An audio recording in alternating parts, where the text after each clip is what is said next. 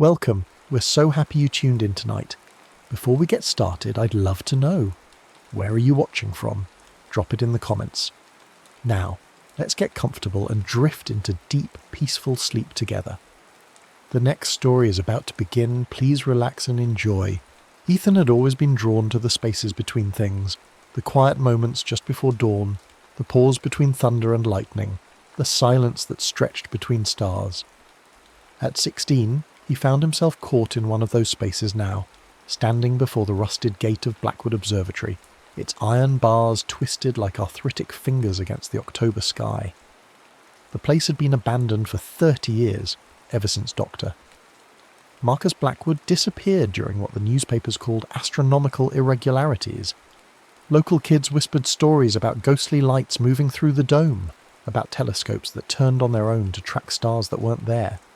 Ethan had heard them all, but what drew him wasn't the ghost stories, it was the silence. In a world of constant noise, the observatory promised something rare, true quiet, the kind that existed between celestial bodies. The lock on the gate had long since rusted away. Ethan slipped through and made his way up the overgrown path, dead leaves crunching beneath his feet like broken promises. The observatory dome loomed above him, its copper surface green with age, a wound against the star-pricked sky. He'd brought his father's old flashlight and a thermos of coffee, planning to spend the night watching meteors from the roof. What he hadn't planned for was the door standing ajar. Inside, dust motes danced in the beam of his flashlight like tiny galaxies. The main telescope stood silent in the centre of the dome, its brass fittings tarnished but intact. Charts and star maps covered the walls, their edges curled and yellowed, depicting constellations that seemed to shift when he wasn't looking directly at them. But it was the smaller room, the one Dr. Blackwood had used as his study, that held what would change everything.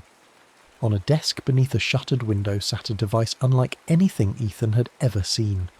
It was roughly the size of a shoebox, constructed from what appeared to be brass and copper, its surface covered in intricate clockwork mechanisms.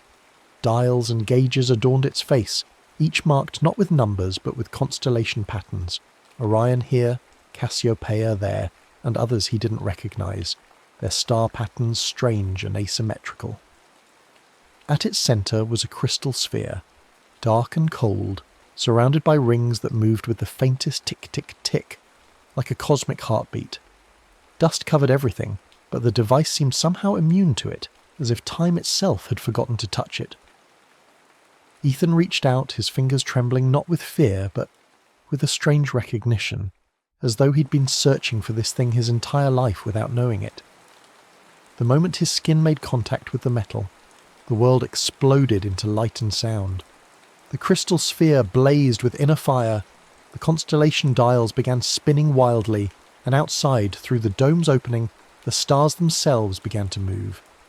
Not the gentle rotation of the Earth, but violent, impossible trajectories, as though someone had reached into the sky and stirred the cosmos like soup. Ethan tried to pull his hands away, but they seemed fused to the device. The room around him stretched and warped, the walls becoming liquid, flowing away into impossible distances. The floor beneath his feet cracked and splintered, revealing not the basement below but an endless tunnel of collapsing light, stars streaming past like tears. He fell upward into that tunnel, or perhaps the tunnel fell into him, direction lost all meaning as reality folded in on itself. The last thing he remembered was the sensation of every atom in his body being pulled apart and reassembled over and over until he wasn't sure where he ended and the cosmos began. When consciousness returned, it brought with it a cold so complete that breathing felt like swallowing knives. Ethan lay on what felt like stone, but when he opened his eyes, he saw it was something far stranger. Crystallized starlight, frozen into geometric patterns that hurt to look at directly. Above him stretched a sky of absolute black. Not the deep blue black of a clear night, but the black of endings, of spaces where light had never been. And the stars. Dear God, the stars were dying. He could see it happening in real time, points of light flickering and going out like candles in a wind. Not the gentle setting of celestial bodies behind horizons, but true death, the final exhalation of nuclear fires that had burned for billions of years. Each extinction sent ripples through the darkness, waves of cold that he could feel in his bones. Ethan struggled to his feet, his breath forming ice crystals that fell like snow. The landscape around him was a wasteland of impossible geometry. Crystalline formations jutting from frozen earth, their faceted surfaces reflecting the death of stars. In the distance, mountain ranges of what might once have been planets rose like broken teeth against the dying sky. This wasn't the past or future he'd somehow stumbled into. This was something far worse and far more final. This was the end of time itself, the moment when the universe's last breath would leave its lungs and never return. The device was still in his hands, its crystal heart now pulsing with a faint warm light that seemed impossibly precious in this place of endings. But even as he watched, that light grew dimmer, as though whatever power had brought him here was being consumed by the effort of keeping him alive in a cosmos that no longer supported life. He had no idea how long he wandered through that crystalline wasteland. Time seemed to have no meaning here, where the only clock was the slow extinction of stars. His feet left no prints in the crystallized ground, and his voice, when he tried to call out, made no echo. It was as though the universe had grown too tired even for the physics of sound. But then, impossibly, he saw light. Not the cold, dying light of the failing stars, but something warm and golden, emanating from what looked like a city built from captured sunlight. As he drew closer, the structures resolved into impossible beauty. Spires and domes constructed from what appeared to be crystallized starfire, their surfaces alive with patterns of light that moved like living things. The city stretched for miles, its outermost buildings carved from meteors, and its central towers reaching toward the black sky like prayers made solid. This was Eclipsera, though he wouldn't learn its name until later. For now it was simply hope made manifest in a place where hope should not have been able to exist. The beings that emerged from the city to greet him were neither fully human nor fully alien, but something caught between, as though they had been people once, but had been transformed by centuries of absorbing dying starlight into their flesh. Their skin had a translucent quality, veins of gold and silver running beneath the surface like captured aurora. Their eyes held depths that spoke of eons, and when they moved, motes of light fell from them like dandruff. The first to approach him was tall and lean, his face etched with lines that spoke of countless difficult decisions. Silver light ran through his hair like threads, and his eyes held the weight of watching worlds die. This was Kale, the Guardian, though his expression as he looked at Ethan held more suspicion than welcome. "Another dreamer," Kale said, his voice carrying harmonics that seemed to resonate in Ethan's chest. "Another who thinks he can escape what cannot be escaped." But before Ethan could respond, another figure stepped forward, a girl who appeared roughly his own age, though the light that moved beneath her skin suggested she was far older. This was Lyra, and she was beautiful in the way that stars are beautiful, distant and bright and somehow tragic. Fragments of constellations moved across her skin like living tattoos, and when she smiled, it was with the warmth of a sun that refused to die. "Don't listen to him," she said, her voice like wind chimes in a gentle breeze. "He's forgotten what it's like to hope. I'm Lyra, and you're the one the device brought, aren't you? The one the archivist said would come. The archivist." The name seemed to carry weight here, causing the other figures to step back with something that might have been reverence or fear. Lyra gestured toward the city's heart, where a tower of pure crystal rose higher than the others, its surface covered in what looked like writing made from captured starlight. "He's been waiting for you," she said. "He remembers everything, every star that ever lived, every world that ever died. If anyone can explain why you're here, it's him." The journey to the Archivist's tower took them through streets that defied physics, where buildings existed in more dimensions than Ethan's mind could properly process. The surviving population of Eclipsera watched them pass, beings whose bodies incorporated fragments of dead stars, their forms shifting between human and something far stranger. Children played games with orbs of captured light, their laughter creating ripples in the air that he could see. Elders sat in meditation, their bodies so infused with stellar material that they were barely more solid than the light they contained. The archivist himself was ancient beyond measure, his form barely corporeal, more a collection of memories and starlight than flesh and blood. He sat in a chamber at the tower's heart, surrounded by crystalline walls that held the images of every star that had ever existed. When he spoke, it was with the voice of cosmic wind through the void. "You carry the Chronos device," the archivist said, his attention focused on the brass instrument in Ethan's hands. Blackwood's Folly, he called it, before he understood what he had truly created. A key to the moments between moments, the spaces where time folds in on itself.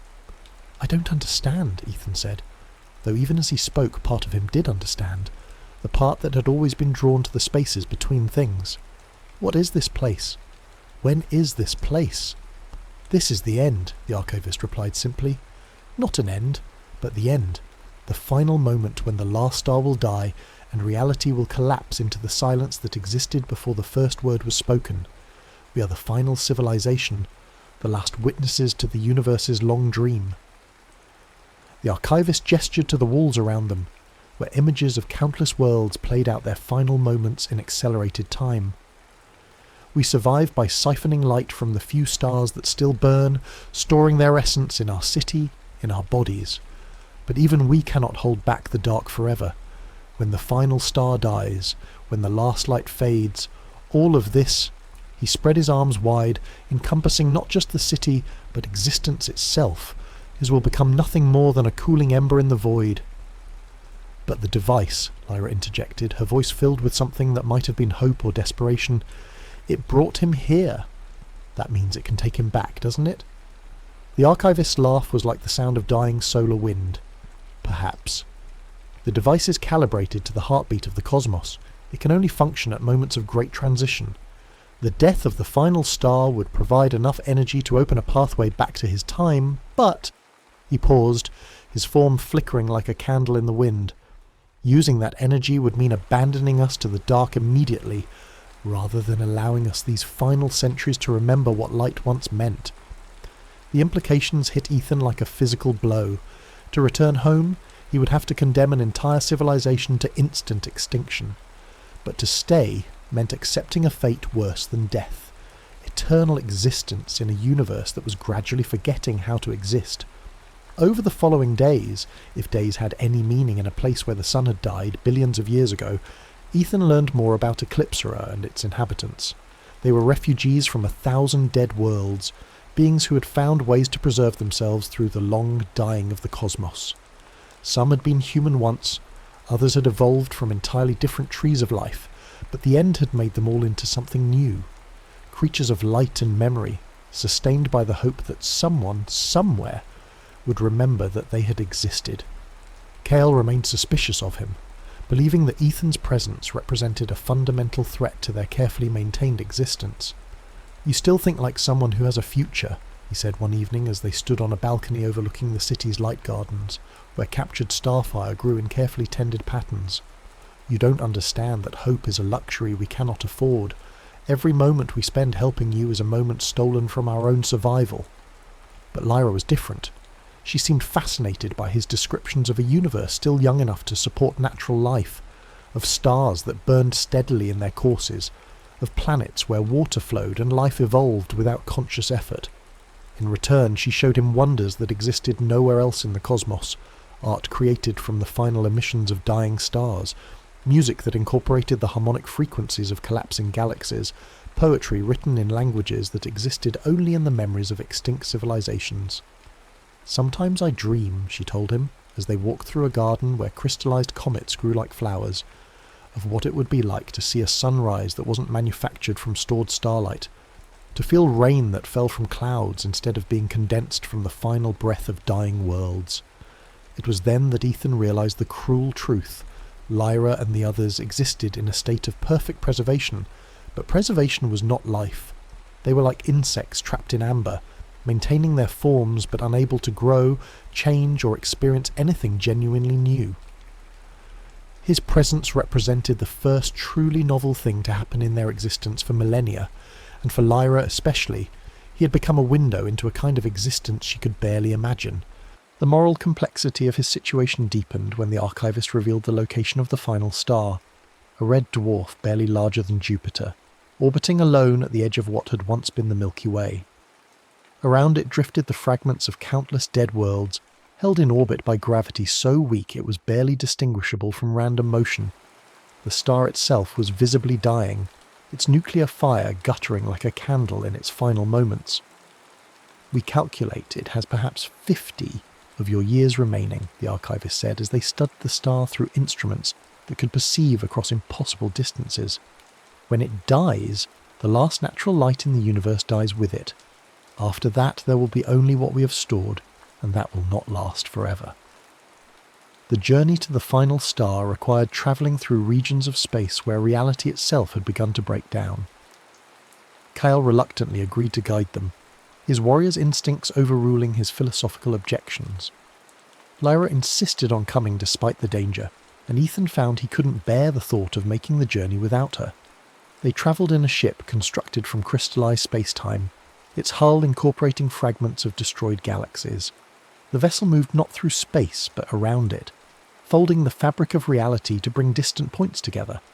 As they journeyed toward the star, they passed through regions where the laws of physics had begun to forget themselves. The Void Rift was the worst of these, a section of space where time had folded back on itself, creating loops and eddies where past and future existed simultaneously. As they entered it, Ethan began seeing visions of his life back on Earth. His parents worried sick over his disappearance, search parties combing the woods around the observatory, his friends moving on with their lives as the mystery of his vanishing became just another local legend. The visions were so vivid he could smell his mother's perfume, hear his father's voice calling his name through the trees. For a terrifying moment he almost let himself believe they were real, almost let himself step sideways out of the ship and into those phantom memories. Only Lyra's hand on his arm kept him anchored to the present moment. "The rift shows you what you most want to see," she said, her own eyes distant with visions he couldn't share. "It's how it feeds on desire, on the wish to be somewhere else, someone else."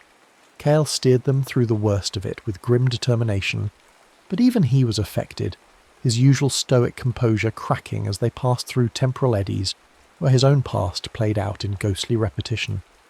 Ethan caught glimpses of him as he once was, younger, more hopeful, standing on a world still warm with the light of living stars as something terrible approached from the darkness between galaxies. When they finally emerged from the rift, all three of them were shaken, but their destination lay before them, the final star, small and red and trembling with the effort of sustaining nuclear fusion with what little fuel remained. Its light was barely stronger than a candle's flame when viewed with the naked eye, but through the ship's instruments, Ethan could see the incredible complexity of its structure, the delicate balance of forces that kept it burning against the universe's desire for entropy. Fragments of dead worlds orbited the star like a memorial, chunks of ice that had once been oceans, metallic cores that had once supported continents, crystallized atmospheres that had once carried the sounds of living voices. The ship settled into orbit among these remains, and Ethan felt the Kronos device growing warm in his hands, its crystalline heart beginning to pulse in rhythm with the star's dying heartbeat. "The resonance is building," the archivist's voice came through their communication system, transmitted across impossible distances. "When the star dies, the device will be able to channel that final burst of energy into opening a pathway back to your time. But remember, that energy is what we had planned to harvest for our own survival. Using it for your escape will leave us with nothing." The moral weight of the choice pressed down on Ethan like the gravity of a collapsing star. Around him, through the ship's viewing ports, he could see Eclipsera in the distance, its light somehow visible across the vast emptiness. A beacon of consciousness and memory in a universe that had forgotten both. Millions of beings lived there, beings who had survived the end of everything through sheer determination and careful resource management. His escape would condemn them to immediate extinction, rather than allowing them these final centuries of existence. But staying meant accepting a fate that his human mind could barely comprehend. Eternal life in a dead universe, watching as entropy slowly claimed even the stored light of Eclipsera, until nothing remained but cold darkness and the gradually fading memories of what warmth had once meant. It was Lyra who broke the silence that had fallen over their small ship. "There's something I haven't told you," she said, her voice barely above a whisper, "about what happens to us when the light finally dies." She turned to face him, and in her eyes he saw depths of knowledge and sorrow that no being should have to carry. We don't just cease to exist. The preservation process that keeps us alive in this dead universe, it's not perfect. When the last light fades, we'll begin to fade too, but slowly, over eons. We'll lose pieces of ourselves gradually, memories, emotions, the ability to form new thoughts. We'll become echoes, then whispers, then finally just patterns in the dark, too diffuse to be called consciousness. Kyle's hands tightened on the ship's controls. "She's telling you this to manipulate you," he said, but his voice lacked conviction. "To make you think staying would be merciful." "No," Lyra replied, her luminous skin flickering with emotions too complex for words. "I'm telling him because he deserves to know the truth about what choice he's really making. And because," she paused, looking out at the dying star with eyes that held their own light, "because I've lived for 3,000 of his years, and I've never felt as alive as I have these past few days, sharing his wonder at simple things like the memory of rain." The star chose that moment to flicker, not the steady pulse they had been observing, but an irregular stutter that sent alarm signals throughout the ship's systems. The final convulsions had begun. Soon, perhaps within hours, the universe's last natural light would die, and with it, Ethan's chance to return home. But even as the device in his hands grew brighter, responding to the star's death throes, Kyle made his own choice. With a roar of grief and rage that seemed to contain the anguish of his entire civilization, he launched himself at Ethan, trying to wrestle the device away. "I won't let you murder us all for your selfish desire to return to a universe that no longer exists," he shouted, his hands closing around the brass instrument. "We are the last witnesses, the final memory of everything that ever was. Without us, it will all have been for nothing." The device blazed with light as their struggle sent its carefully calibrated mechanisms into chaos.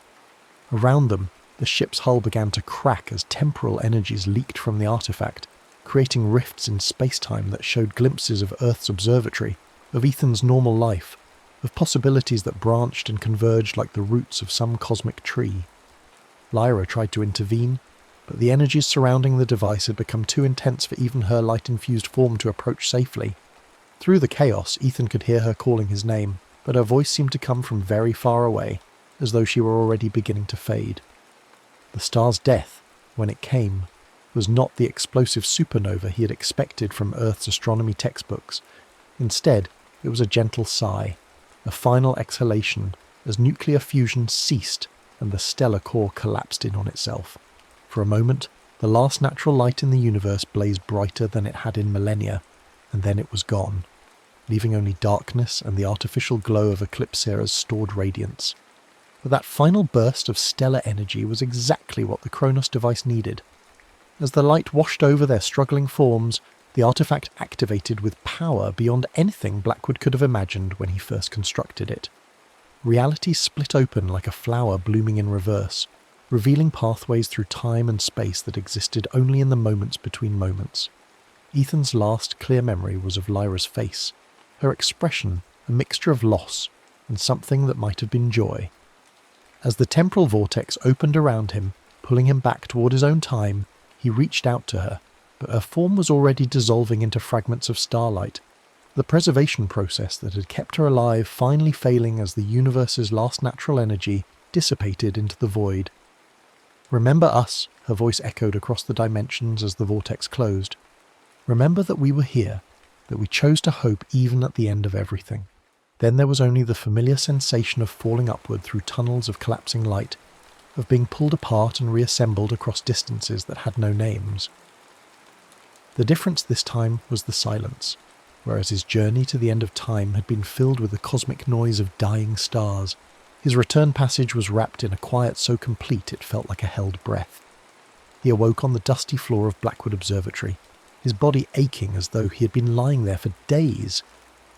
The Kronos device sat beside him, its crystalline heart now dark and silent, its brass mechanisms frozen in place. Outside the dome's opening, familiar constellations wheeled in their eternal dance, unchanged and unchanging, showing no sign of the cosmic catastrophe he had witnessed. But in his pocket, something pressed against his leg, a shard of crystal that pulsed with faint warm light. no larger than his thumb but containing within its facetted structure what looked like an entire galaxy in miniature. It was a piece of eclipsed Syrah, somehow carried back across the vast gulf of time, proof that his experience had been more than just a dream brought on by dusty air and adolescent imagination. Ethan stumbled from the observatory as the first light of dawn touched the horizon, his mind struggling to reconcile the normal world around him with the memories of what he had seen. Birds sang in the trees, their voices carrying on a breeze that smelled of autumn leaves and distant rain. Traffic hummed on the highway beyond the woods. Life continued, oblivious to the cosmic drama playing out in its far future. His parents, when he finally made it home, were simultaneously relieved and furious. He had been missing for 3 days, they told him, and search parties had been combing the area around the observatory. The story he invented, about getting lost in the woods and taking shelter in an old cabin, satisfied them enough to avoid further questions, though his mother insisted on a doctor's visit to check for concussion or exposure. The doctor found nothing wrong beyond exhaustion, and some unusual readings in his blood that might have indicated recent exposure to intense electromagnetic fields. The official report suggested he had somehow been struck by lightning and suffered temporary amnesia, an explanation that satisfied everyone except Ethan himself. In the weeks that followed, he tried to return to his normal life. School, friends, the ordinary concerns of a teenage boy in a world that still had billions of years ahead of it. But everything felt different now, coloured by the knowledge of what was waiting at the end of time. He found himself studying astronomy with new intensity, not for the joy of discovery, but with the grim fascination of someone reading his own species' obituary. The crystal shard remained in his possession, hidden in a box beneath his bed, where it pulsed with faint light during the darkest hours of the night. Sometimes, when sleep eluded him, he would take it out and hold it up to the window, watching as the light within it swirled in patterns that reminded him of Lyra's luminous skin, of the gardens of Eclipsera where starlight grew like flowers, and sometimes, on nights when the sky was particularly clear, he thought he could see wrongness among the stars, a flicker in Polaris's light, an irregularity in Sirius's spectrum that suggested time was not quite as stable as his physics textbooks claimed. He began to wonder if his journey to the end of time had somehow created ripples in the cosmic order, cracks in reality through which the future's darkness might eventually seep. The worst nights were when he dreamed of Lyra, her voice calling his name across the void as she dissolved into fragments of dying light. In those dreams, he was always reaching for her, always failing to save her from a fate that had been sealed the moment he chose to activate the device and return to his own time. He would wake with tears on his cheeks and the taste of cosmic wind in his mouth, the crystal shard warm against his palm as though responding to his grief. Years passed. Ethan graduated high school, went to college, studied astrophysics with the intensity of someone trying to solve a puzzle whose solution might save the universe. His professors were impressed by his intuitive understanding of cosmic phenomena, his ability to predict stellar behaviour with uncanny accuracy. What they didn't know was that he had seen the end result of every star they studied, had watched them die in the far future with eyes that held the light of vanished galaxies. He published papers on the heat death of the universe, on the final fate of stellar evolution, on the theoretical possibilities of energy storage on cosmic scales. His work was groundbreaking, but it carried an undertone of melancholy that his colleagues found puzzling. How could someone so young write about cosmic endings with such authority, such deep sadness? The answer lay in the crystal shard he still carried, now mounted in a pendant he wore beneath his shirts, where no one else could see it. The light within it had not dimmed with the passing years, and sometimes, in the depths of night when the world was quiet, he could swear he heard voices whispering from within its faceted depths, the voices of Eclipsera's inhabitants, somehow preserved in crystallized starlight, continuing their existence in a space smaller than his thumb. Dr. Ethan Blackwood. He had taken the name as a tribute to the man whose device had made his journey possible, eventually became the world's leading expert on stellar death and cosmic entropy. His laboratory was filled with instruments designed to detect the faintest variations in stellar light, searching for signs that the future he had witnessed was beginning to cast shadows backward through time. And late one night, 40 years after his journey to the end of time, he found what he'd been looking for. A fluctuation in the cosmic microwave background radiation, so subtle that it took his most sensitive equipment months to detect it. A pattern that matched exactly the energy signature of a dying universe, bleeding through the quantum foam to touch the present moment. The discovery filled him with both terror and a strange kind of joy. Terror because it suggested that the future he had witnessed was not just a possibility, but an inevitability, written into the fundamental structure of space-time itself. Joy because it meant that somewhere in the cosmic web of cause and effect, eclipse era still existed, its light still shining against the dark. He was alone in his laboratory when he made the final calculations, the crystal pendant warm against his chest as he worked through equations that described the universe's ultimate fate. The numbers were beautiful and terrible, a mathematical poem about the dance between energy and entropy, between hope and despair, between the light of consciousness and the darkness that would eventually claim it. And in that moment, as he contemplated the cosmic significance of his discovery, Ethan thought he heard a familiar voice carried on the night wind, Lyra's voice speaking across the vast gulf of time and space that separated them. "Remember us," the voice whispered, and he realized that he had been doing exactly that for 40 years, that every paper he had published, every lecture he had given, every student he had taught about the majesty and fragility of the cosmos was an act of remembrance, a way of ensuring that the universe would not forget those who had chosen to hope even at the end of everything. The crystal pulsed once more against his chest, a gentle reminder that endings and beginnings were often the same thing, that in the spaces between moments, in the silence between stars, love could exist independent of time, memory could transcend entropy, and hope could survive even the death of the universe itself. Outside his laboratory window, the familiar constellations wheeled in their ancient patterns, unchanged since his boyhood, showing no signs of the cosmic drama that awaited them in the far future. But Ethan knew better now. He had seen the final dawn, had witnessed the last civilization's struggle against the dying of the light, and he carried their memory like a flame in the darkness of the present. The stars would die, entropy would claim the universe, and silence would eventually fall across the cosmos. But for now, in this moment suspended between beginning and ending, consciousness continued its defiant dance against the dark, and somewhere in the quantum uncertainty that underlies all existence, the light of Eclipsera continued to shine, proof that even at the end of time, someone had chosen to remember what love meant in a universe that was learning how to forget. And in his laboratory, surrounded by instruments designed to measure the universe's slow decline toward entropy, Doctor, Ethan Blackwood continued his vigil, watching for signs from the far future, listening for voices that called across impossible distances, holding in his memory the face of a girl made of starlight who had taught him that hope was not about believing in happy endings, but about choosing to care what happened next, even when next extended all the way to the end of time itself.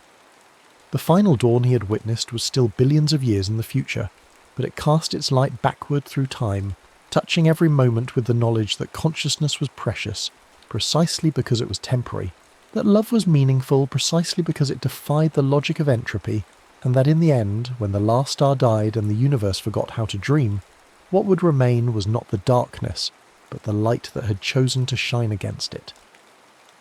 In his pocket, the crystal pulsed with the heartbeat of a civilization that had refused to surrender to the inevitable, and in his memory, Lyra's voice continued to whisper across the void, reminding him that every moment of warmth in a cold universe was a victory. Every act of creation in the face of entropy was a rebellion, and every choice to remember rather than forget was a flame that could illuminate the darkness between stars.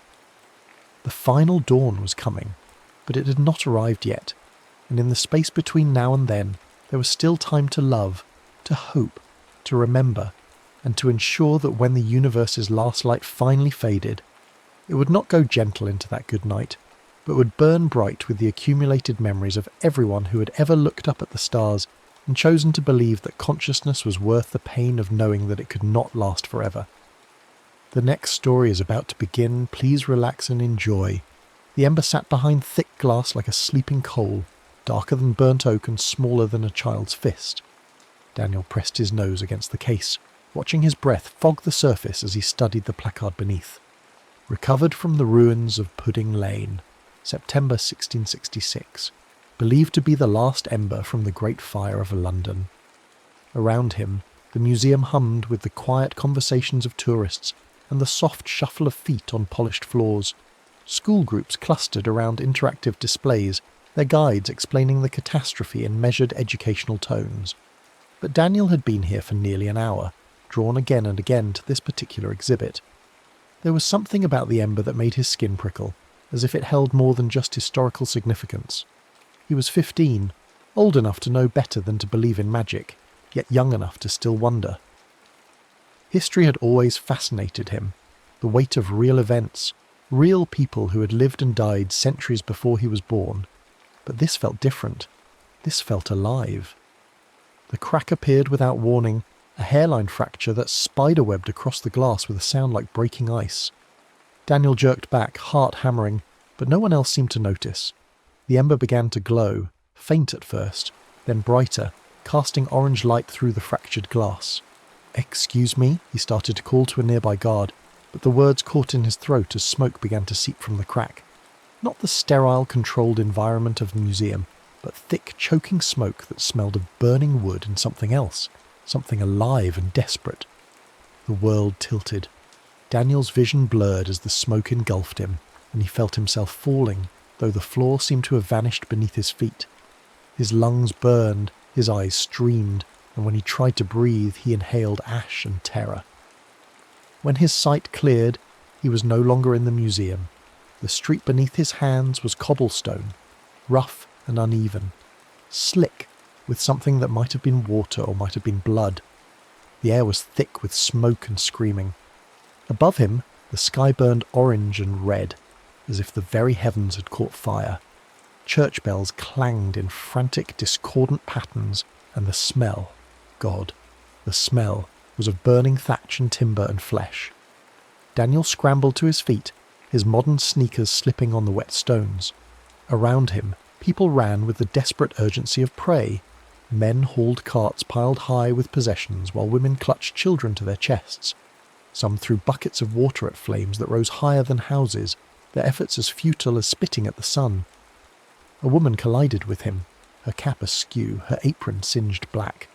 "Move, boy!" she shrieked, not pausing as she dragged a heavy sack behind her. "The whole ward is ablaze!" Daniel's hand instinctively went to his pocket and found something that shouldn't have been there, the ember, warm against his palm even through the fabric of his jeans. It pulsed like a heartbeat, and with each pulse the world around him seemed more real, more vivid, more terrifyingly immediate. This was 1666. This was the Great Fire, and somehow, impossibly, he was here. A building collapsed behind him with a sound like thunder, sending sparks and debris raining down. Daniel ran, following the flow of fleeing people, but every street seemed to lead deeper into the inferno.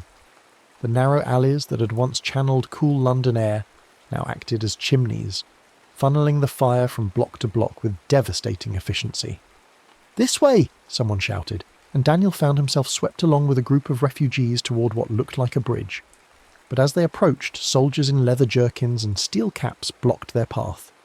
"Bridge is closed," one of them bellowed. "Too much weight and she'll collapse. Find another way." The crowd pressed forward anyway, desperation overriding reason, but the soldiers held their ground. Daniel felt himself pushed sideways into an alley, separated from the main group. The ember in his pocket grew warmer, almost hot now, and he could swear it was pulling him in a specific direction, not towards safety, but deeper into the burning city. "You're not from here!" Daniel spun around. A girl about his own age stood in the mouth of the alley, her dark hair escaping from a torn cap, her clothes patched and repatched. She had the lean look of someone who knew hunger intimately, but her eyes were sharp and calculating. "Your clothes," she continued, studying his jeans and hoodie with suspicion. "Your speech. Where are you from?" Daniel's mind raced. North. Yorkshire." It was the first lie that came to mind, and not a very good one. The girl snorted. "Yorkshire lads don't dress like that, and they don't speak like gentlemen. You're something else." She stepped closer, and Daniel caught the scent of wood smoke and unwashed wool. "I'm Marjorie, and you're lost." "Daniel," he said automatically, then wished he hadn't. Even his name marked him as foreign here. Daniel, Marjorie repeated, testing the word. Well, Daniel, who is not from Yorkshire, you'd best follow me if you want to live through the night. The fire's moving faster than anyone expected, and the streets you think lead to safety are already ash. She turned without waiting for his response, darting between burning timber and overturned carts with the confidence of someone who knew every alley and hidden passage in this part of London. Daniel hesitated for a moment, then followed. The ember in his pocket seemed to approve, its warmth steadying rather than increasing. Marjorie led him through a maze of narrow lanes, some so tight they had to turn sideways to pass between buildings. Twice they had to backtrack when walls of flame blocked their path, and once they pressed themselves into a doorway as a company of the trained bands marched past, their faces grim beneath steel helmets. "They're pulling down houses," Marjorie explained, her voice barely audible over the crackling of flames, trying to make a fire break, but it's too late. The fire's ahead of them already. As if to prove her point, a tremendous crash echoed from somewhere nearby, followed by a gout of sparks that lit the sky like fireworks. Daniel felt the ember pulse again, and this time he was certain it was guiding him. But toward what? They emerged into a slightly wider street where a crowd had gathered around a man in priest's robes.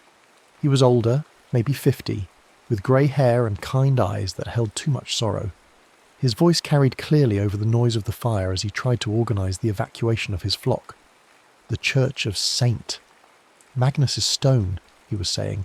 "It will shelter us until this passes. Bring only what you cannot live without." "Father John," Marjorie called out, and the priest turned toward them. His gaze took in Daniel's strange clothes, but if he found them curious, he didn't say so. "Marjorie, child, thank God you're alive. Who is this?" "Daniel," she said. "He's from far away."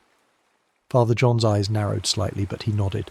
"All are welcome in God's house, especially in times like these. Come, both of you. Help me gather the children."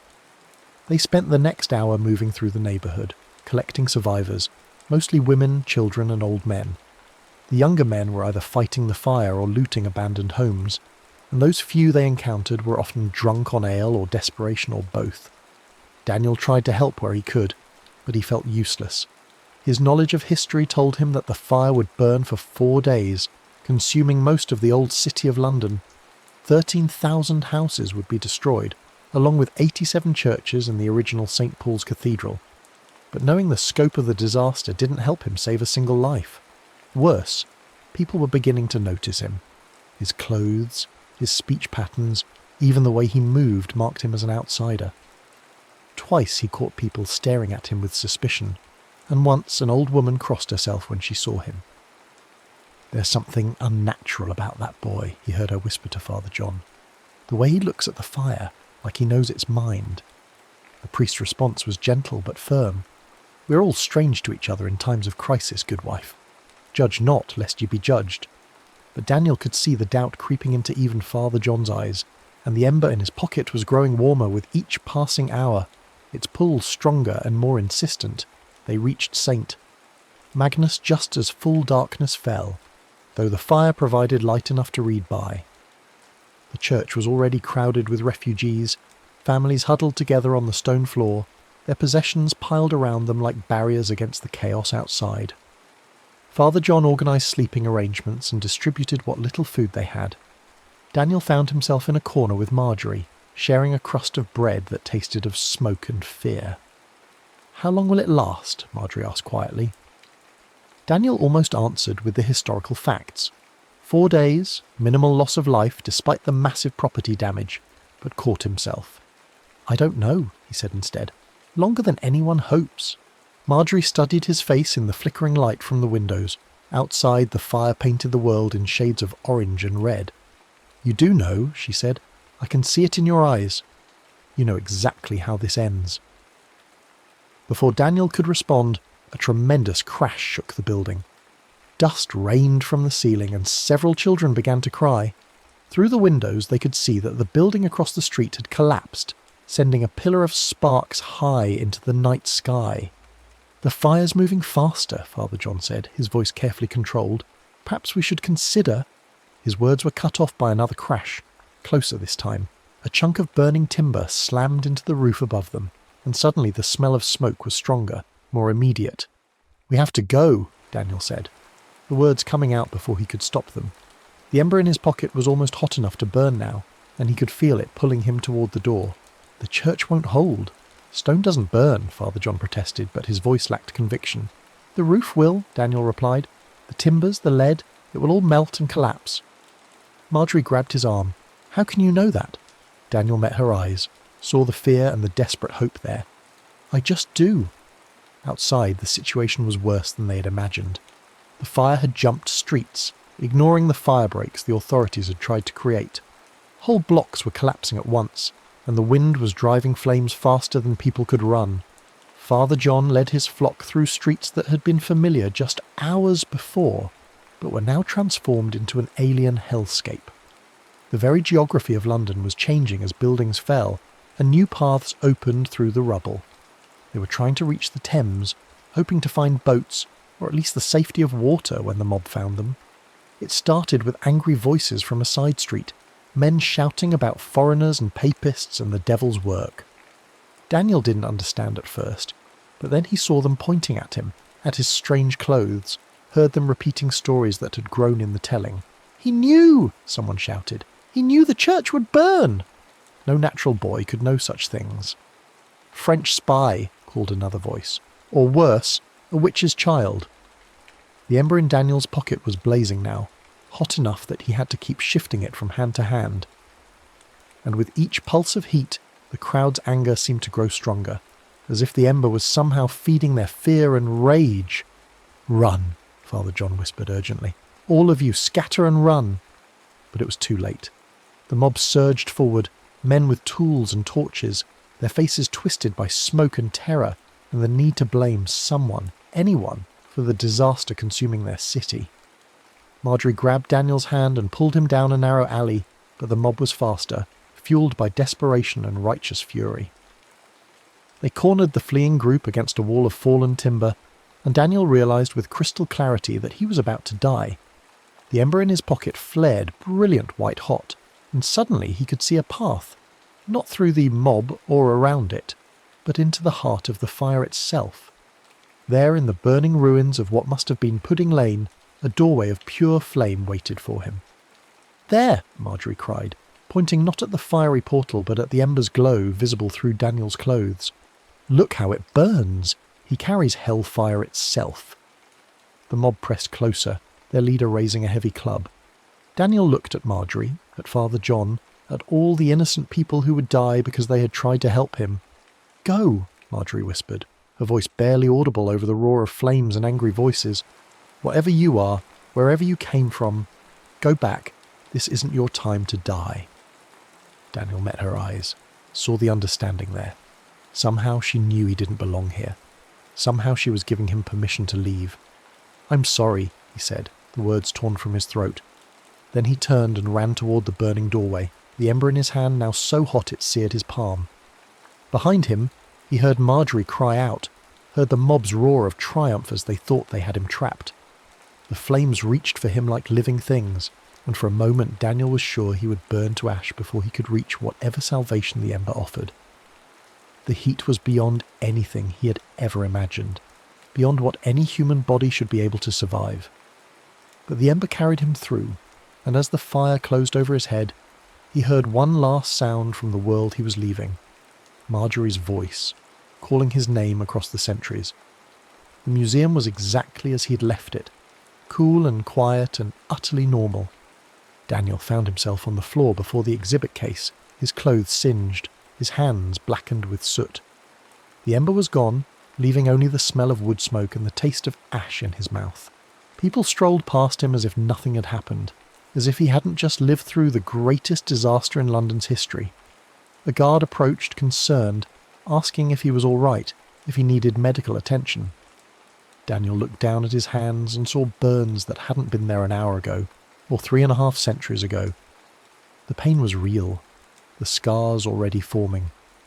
On his palm, where he had held the ember during those final moments, the skin was marked in a pattern that looked almost like a doorway. He stood slowly, his legs shaking, and looked back at the exhibit case. The glass was whole again, unmarked.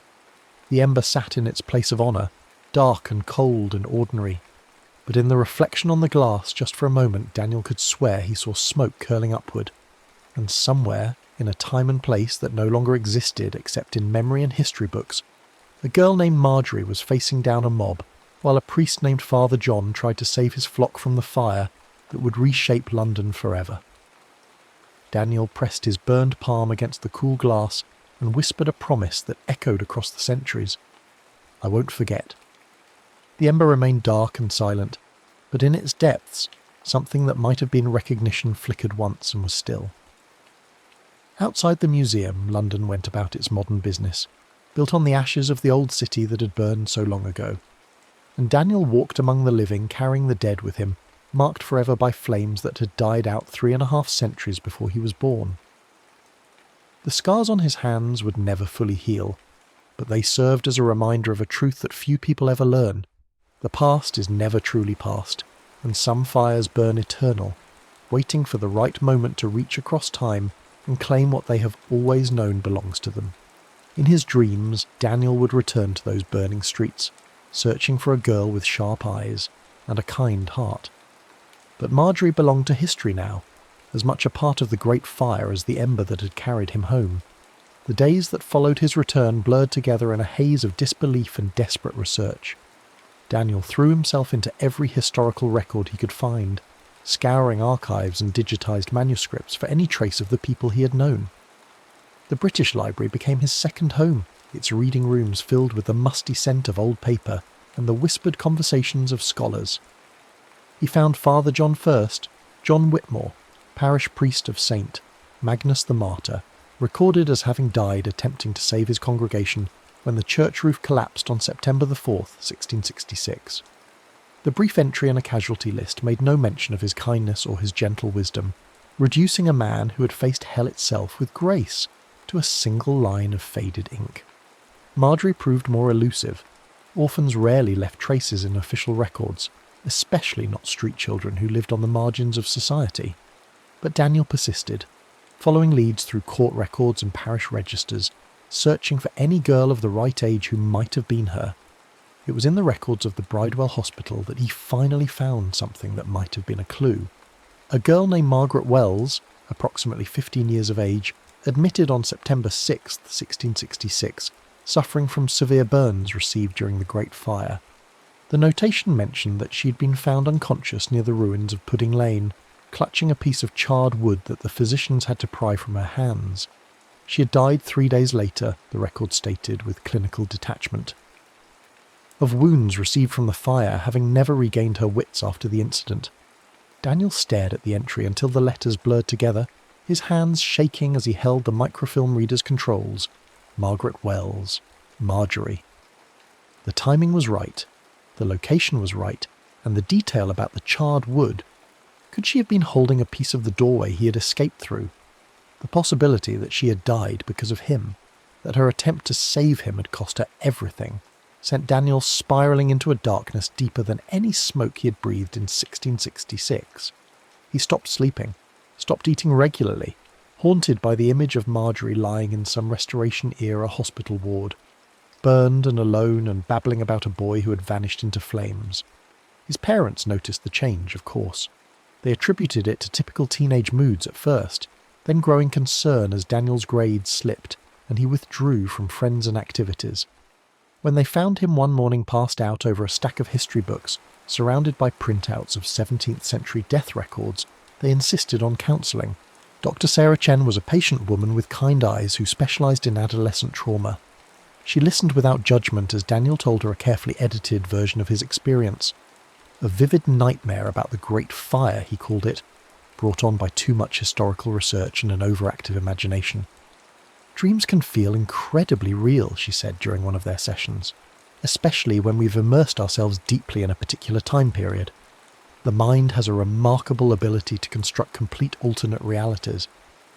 Daniel nodded and agreed and said all the right things, but he couldn't stop touching the scars on his palms. Dr. Chen noticed, of course, and asked about the burns. Daniel had prepared for this, crafting a story about a camping accident that had happened the same weekend as his nightmare. She prescribed sleeping pills and suggested he take a break from his historical research. Sometimes we need to step back from the things that consume us, she said. Give your mind time to process and heal. But Daniel couldn't step back.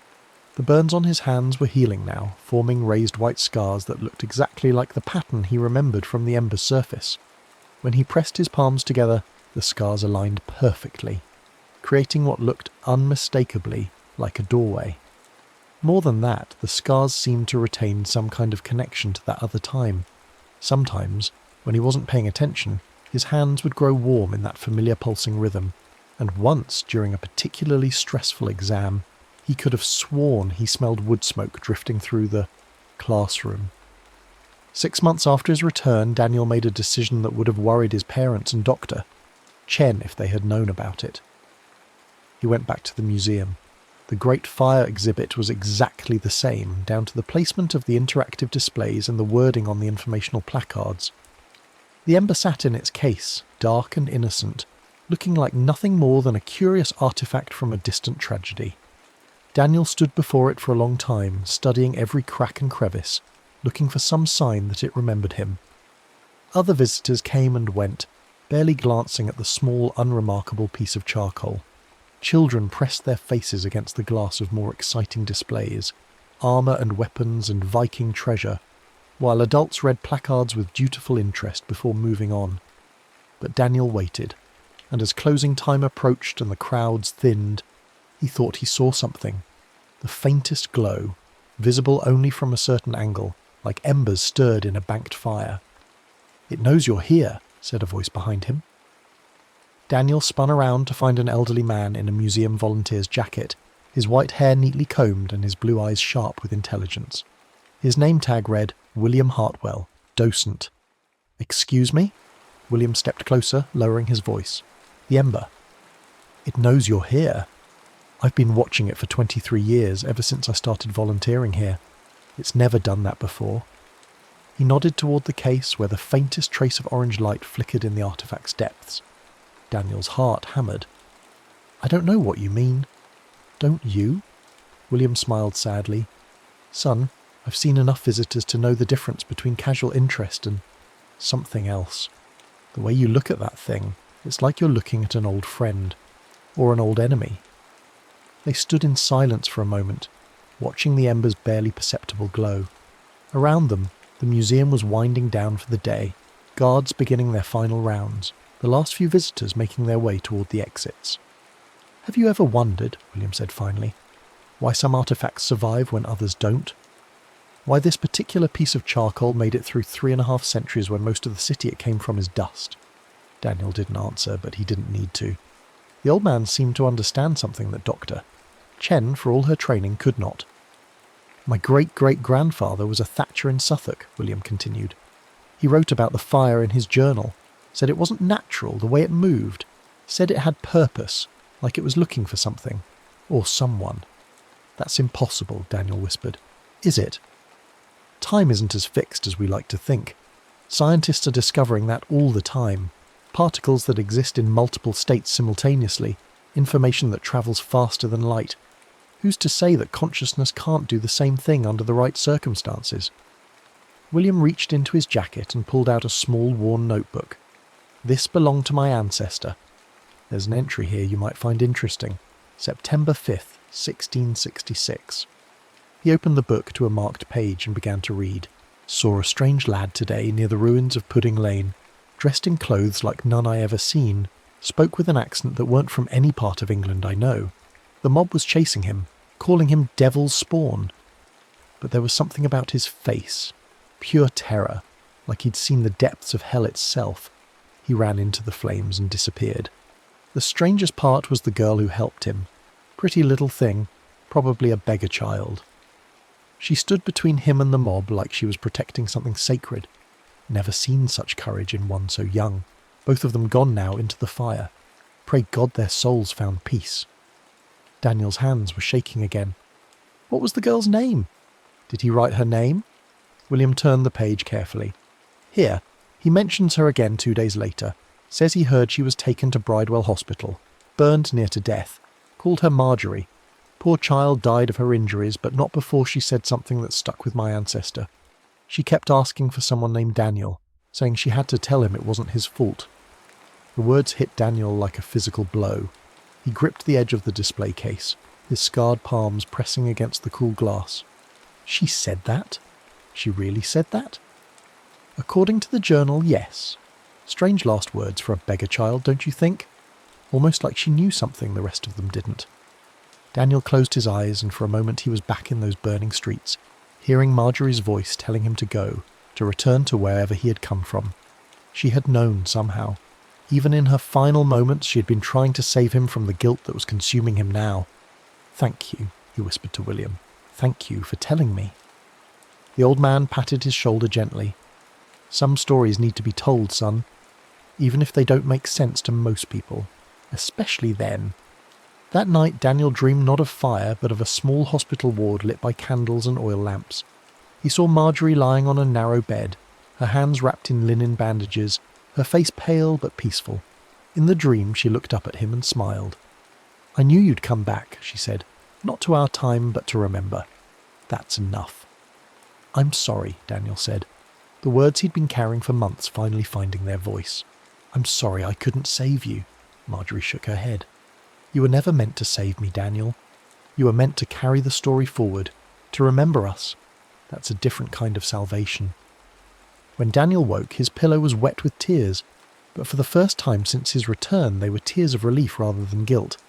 The crushing weight that had been sitting on his chest for months had lifted, replaced by something lighter but no less profound: responsibility. He began writing that very day. Not the academic papers he'd been researching, not the dry recitation of dates and casualty figures that filled history textbooks. Instead, he wrote about Marjorie and Father John, about the smell of burning thatch and the sound of church bells ringing out warnings that came too late. He wrote about the way courage could shine even in the darkest hours, about how ordinary people could become heroes simply by choosing to help rather than abandon each other. He wrote about the weight of survivors' guilt, and the strange comfort of knowing that even across centuries human kindness endured. When he finished the first draft, Daniel returned to the museum one last time. The ember sat in its case as always, but now when he looked at it, he saw not a gateway to the past, but a responsibility to the present. The people of 1666 London were gone, but their stories lived on in him. As he turned to leave, Daniel thought he saw the ember pulse once, very faintly, like a heart beating its last, or perhaps like a door closing gently behind him, sealing the past where it belonged while allowing its lessons to flow forward into the future. The scars on his hands would fade with time, but the memories they represented would not. Daniel carried them like a sacred trust, a reminder that history was not just dates and names, but real people who had loved and lost and hoped and died. People like Marjorie, who had faced down a mob to give a stranger the chance to live, and sometimes, in the deepest part of the night when London slept peacefully around him, Daniel could still smell smoke. But now it no longer frightened him. Now it reminded him of courage and sacrifice and the unbreakable bonds that connect all human hearts across the vast distances of time. The next story is about to begin. Please relax and enjoy. The salt air hung heavy in the Coastal Museum that Tuesday afternoon, carrying with it the scent of old wood and centuries-worn stone.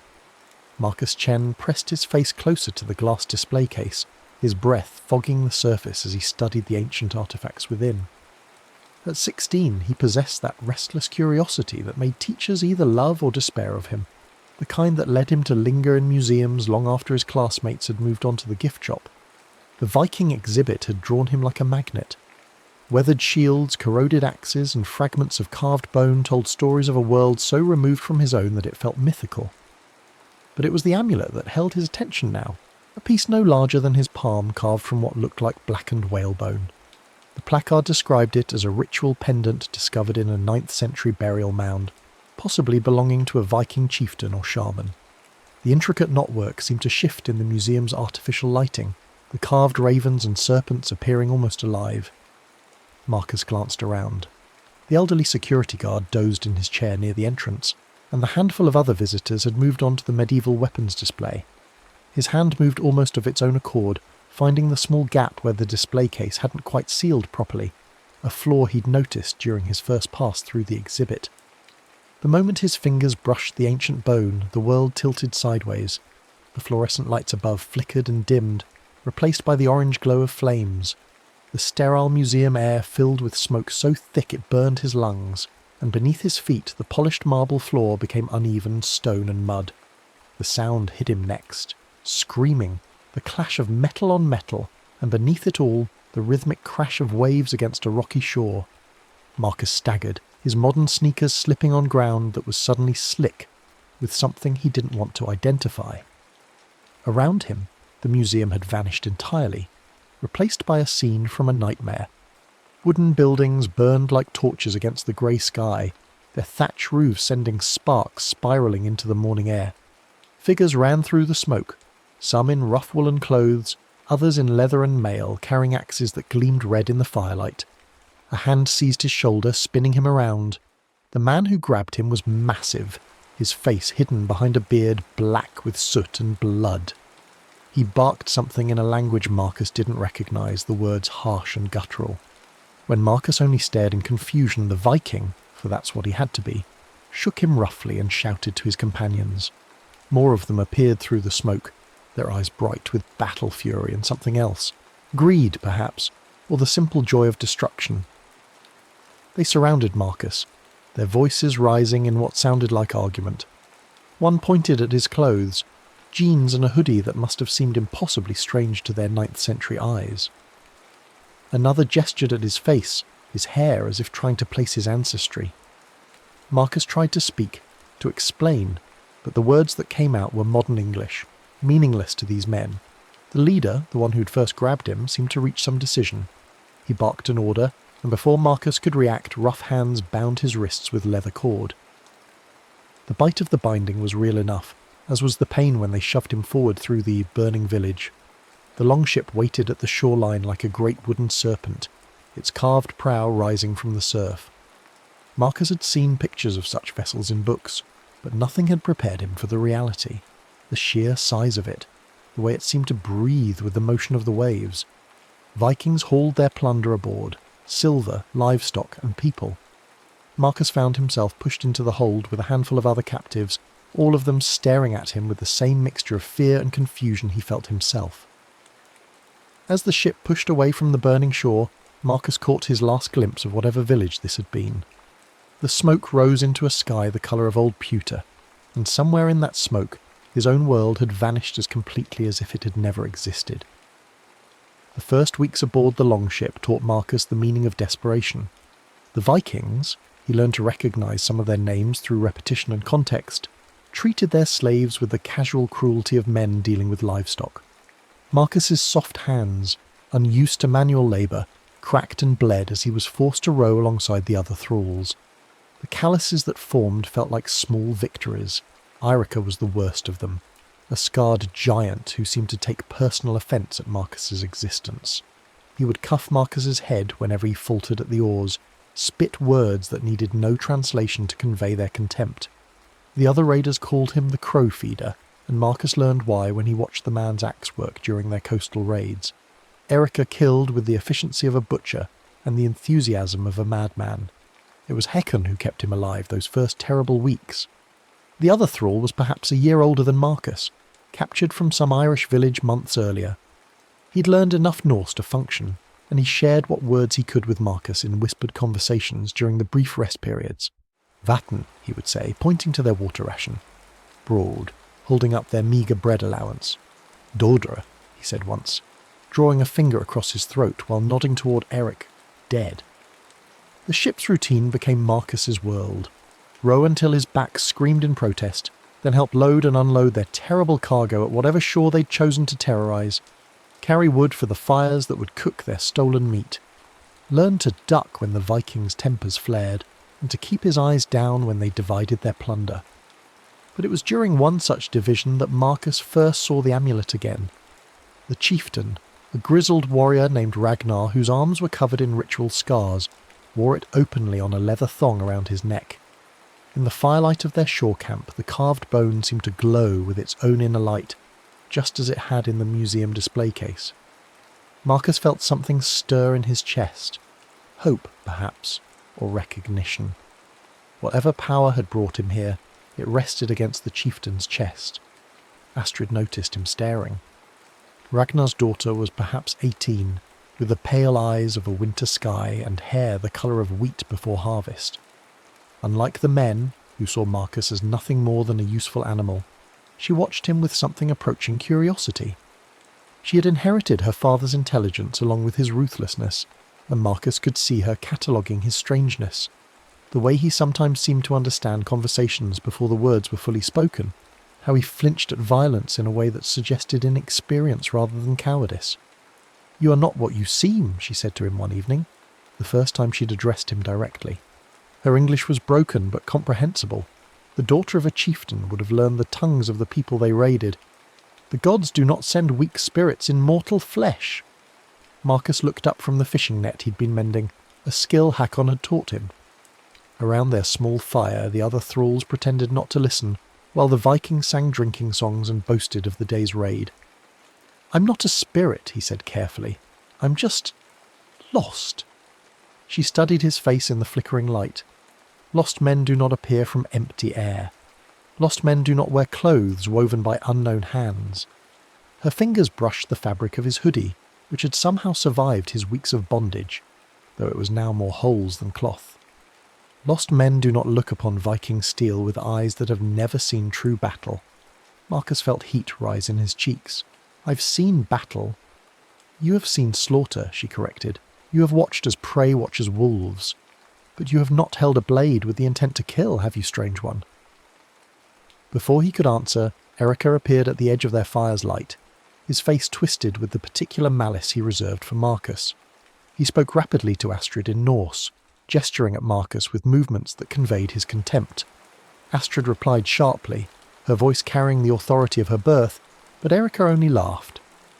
The big Viking kicked over Marcus's bowl of thin soup, then grabbed him by the shirt and hauled him to his feet. More words in Norse, but the meaning was clear enough. Erica was challenging him, in front of the entire camp. Marcus saw the other thralls backing away, their faces carefully blank. Even Hakon couldn't meet his eyes. "He says you're too soft to be a proper slave," Astrid translated, though her tone suggested she found the challenge distasteful. "That you will break before you become useful. He wishes to test this." "And what does the test involve?" Marcus asked, though he suspected he already knew. Astrid's smile was sharp as a blade. "Combat. You and another thrall, for the entertainment of the warriors. The survivor earns better treatment. The dead earn rest." Marcus looked around the circle of faces, some eager for blood sport, others merely bored by the routine cruelty of their existence. Ragnar watched from his place near the largest fire, the amulet catching the light with each breath he took. The chieftain's expression was unreadable, but Marcus caught him fingering the carved bone as if it were somehow warm to... The other thrall they chose was barely Marcus's age, a boy captured from some Frankish village whose name Marcus had never learned. The Vikings cleared a space in the sand and threw them each a wooden practice sword, the kind used for training young warriors. The weapons were blunted but heavy enough to break bones if wielded with sufficient force. Marcus hefted his sword, feeling its unfamiliar weight. The Frankish boy across from him looked equally uncertain, but there was a desperate hunger in his eyes that Marcus recognised, the look of someone who would do anything to live another day. The fight began without ceremony. Erica barked what might have been the word "go," and suddenly Marcus was dancing backward, barely avoiding the wild swing of his opponent's blade. The boy fought like a cornered animal, all fury and no technique, but Marcus had never held a weapon in his life. His blocks were clumsy, his footwork worse. The watching Vikings shouted encouragement and insults in equal measure, their voices rising with bloodthirsty excitement. Marcus caught sight of Hakon at the edge of the crowd, his friend's face a mask of anguish. Astrid watched with those pale eyes, her expression unreadable. The Frankish boy's blade caught Marcus across the ribs, sending fire through his side. He stumbled, nearly fell, and heard Erica's laughter over the roar of the crowd. The next swing he barely turned aside, and the one after that opened a gash along his forearm. Blood ran down his hand, making his grip slippery. Something shifted inside Marcus then, something that had been building through weeks of humiliation and fear. When the boy lunged again, Marcus didn't try to block. Instead, he stepped inside the swing and brought his pommel up in a sharp arc that connected with his opponent's jaw. The crack was audible even over the crowd's noise. The Frankish boy staggered, stunned, and Marcus pressed his advantage. His next blow caught the boy's wrist, sending his weapon spinning away into the sand. Marcus followed through with a strike to the temple that dropped his opponent like a stone. Silence fell over the camp. The boy in the sand wasn't moving, blood pooling beneath his head. Marcus stood over him, the wooden sword hanging loose in his grip, hardly believing what he'd just done. The watching Vikings stared at him with something approaching surprise. The weak slave had found teeth after all. Erika's expression had shifted from amusement to something darker. He spoke quickly to Ragnar, who listened with the patience of a man accustomed to making life-and-death decisions. Finally the chieftain nodded, and Erika's face split into a grin that promised nothing good. "My father says you fight like a berserker when cornered," Astrid said quietly, appearing at Marcus's elbow as the crowd began to disperse. "Erika finds this interesting. He thinks perhaps you are more useful than first believed." Marcus looked down at the motionless boy at his feet. "Is he dead? Does it matter?" Her voice was not unkind, but it held the practical acceptance of someone raised in a world where death was commonplace. If not now, then tomorrow, or the day after. That is the way of things. That night, as Marcus lay on his thin bedroll nursing his wounds, Hakon crept close enough to whisper, "You are changed." "What do you mean?" "Before you looked at us, at this, like you were dreaming, like none of it was real to you." Hakon's voice was barely audible over the sound of waves against the ship's hull. "Now you look like you understand. That is good. Understanding keeps you breathing." But Marcus wasn't sure understanding was the right word. What he felt was more like acceptance. The slow, terrible realization that this world operated by rules he was only beginning to grasp. Violence here wasn't aberration, it was currency. Strength wasn't admirable, it was necessary. And mercy, the quality his teachers had always praised, was a luxury that could get you killed. The raids continued through the summer months, each one blurring into the next. Marcus learned to anticipate the rhythms of Viking warfare, the sudden decisions, the brutal efficiency, the way they could shift from casual conversation to lethal action in the space between heartbeats. He watched villages burn, saw families torn apart, witnessed the casual cruelty with which the strong preyed upon the weak. And slowly, against his will, he began to understand the appeal of it. There was a terrible simplicity to the Viking way of life. Take what you needed, kill what opposed you, and let the gods sort out the rest. No complex moral calculations, no endless debate about right and wrong, just the clean logic of survival. It was during a raid on a prosperous monastery that everything changed. The stone walls that should have provided sanctuary became a trap as the Vikings poured through gates that someone had forgotten to bar. Marcus found himself swept along in the tide of warriors, no longer a mere observer but part of the terrible machinery of conquest. The monks had heard of their coming, they'd hidden what they could and prepared for the worst. But preparation meant little against men like Erika, who killed with the casual efficiency of a farmer reaping wheat. Marcus watched him cut down an elderly monk who'd tried to protect the altar, the man's blood spattering the carved crucifix above. It was then that Marcus saw his chance. Ragnar stood near the altar, directing his men as they loaded silver chalices and illuminated manuscripts into leather sacks. The amulet around his neck caught the light streaming through the shattered windows, seeming to pulse with its own internal fire. The chieftain was distracted, his attention focused on a particularly valuable-looking reliquary. Marcus moved without conscious thought, muscle memory from weeks of Viking training guiding his steps. His hand closed around the leather thong just as Ragnar turned, the chieftain's eyes widening in surprise. For a moment the two of them were frozen in that tableau, the modern boy and the ancient warrior, connected by a piece of carved bone that had somehow transcended time. Then Ragnar's hand closed on his axe haft, and Marcus yanked with all his strength. The leather parted with a sharp snap, and suddenly he was stumbling backward, the amulet clutched against his chest. Around him, the monastery erupted into chaos as Vikings who'd noticed the struggle began converging on their location. Erika appeared from behind a pillar like an avenging demon, his axe already in motion. Marcus threw himself sideways, feeling the blade part the air where his head had been. He rolled, came up running, and burst through the monastery's side door into the afternoon sunlight. The pursuit was immediate and merciless. Erica's war cry echoed off the stone walls as Marcus sprinted across the monastery's gardens, leaping over herb beds and dodging between fruit trees. Behind him, he could hear more Vikings joining the chase, their voices raised in what sounded like excitement. This was sport to them, the thrill of hunting dangerous prey. Marcus's weeks aboard the longship had hardened him, but Erica was a professional killer in his prime. The gap between them closed steadily as they raced through the monastery grounds and into the surrounding forest. Marcus's breath burned in his lungs. His legs felt like water, but still he ran. The amulet in his hand seemed to grow warm, as if responding to his desperation. They cornered him in a clearing where some long-ago storm had brought down a massive oak.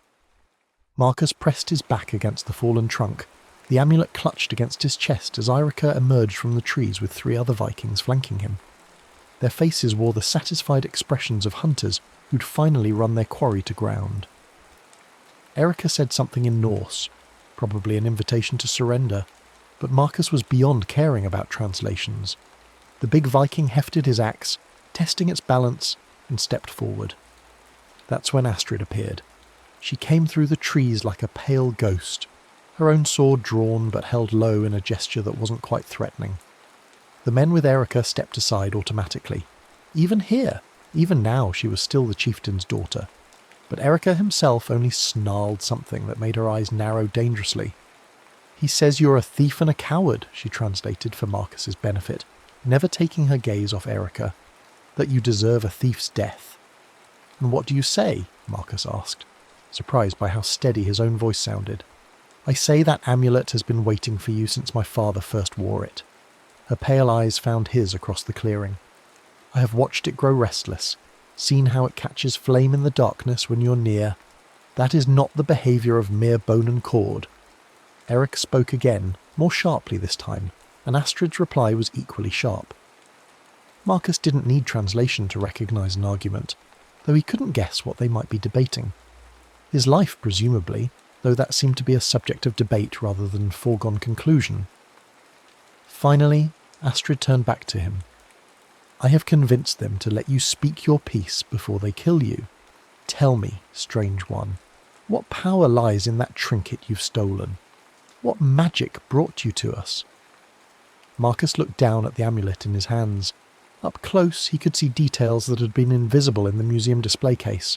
Tiny runes carved into the raven's wings, serpents whose coils formed patterns within patterns. The bone felt warm against his palms, almost alive. "It brought me here," he said finally. "From another place, another time." He looked up at Astrid's face, trying to read her expression. "I think it can take me back." She studied him for a long moment, those winter-pale eyes seeming to look straight through him. "You speak of Seda," she said finally, "of the old magics that the gods jealously guard. If you lie, if this is merely the desperate tale of a cornered thrall, then Erica will make your death memorable." "I'm not lying," Marcus said. "I don't belong in your world any more than you would belong in mine." Something passed across her face then, an expression too quick to interpret. "And if you could return to this other place, this other time, would you go?" Marcus thought of his own world, the museum with its climate control and security cameras, his worried parents who'd probably already called the police, the comfortable predictability of 21st century life. It seemed impossibly distant now, as remote as fairy tales. "I don't know," he admitted. "A month ago, I would have said yes without thinking. Now you have tasted the wolf's meat," Astrid said softly. "You have felt your enemy's blood cool on your hands and known the joy of surviving what should have killed you. You have learned what it means to be truly alive." Before Marcus could respond, shouts erupted from the direction of the monastery. Through the trees he could see smoke rising, more than the cooking fires the Vikings typically lit. Something had gone wrong back at their base of operations. Erica barked orders, and his men melted back into the forest with the silent efficiency of born hunters. But Astrid lingered, her gaze still fixed on Marcus's face. "The choice is yours to make," she said quietly. "But choose quickly, strange one. This world is burning, and soon there will be nowhere left to run."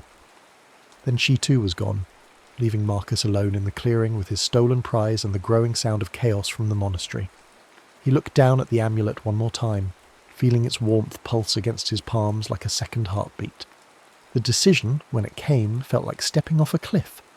Marcus closed his eyes and squeezed the amulet tight, focusing on the memory of fluorescent lights and polished marble floors of a world where violence was aberration rather than norm. The warmth in his hands intensified, spreading up his arms and through his chest until his entire body seemed to vibrate with it. The sounds of the forest began to fade, first the distant shouts, then the wind through the leaves, finally even his own breathing. Light blazed behind his closed eyelids, white and pure and impossibly bright. For a moment that stretched like eternity, he felt suspended between worlds, belonging fully to neither. Then the light faded, and he was falling.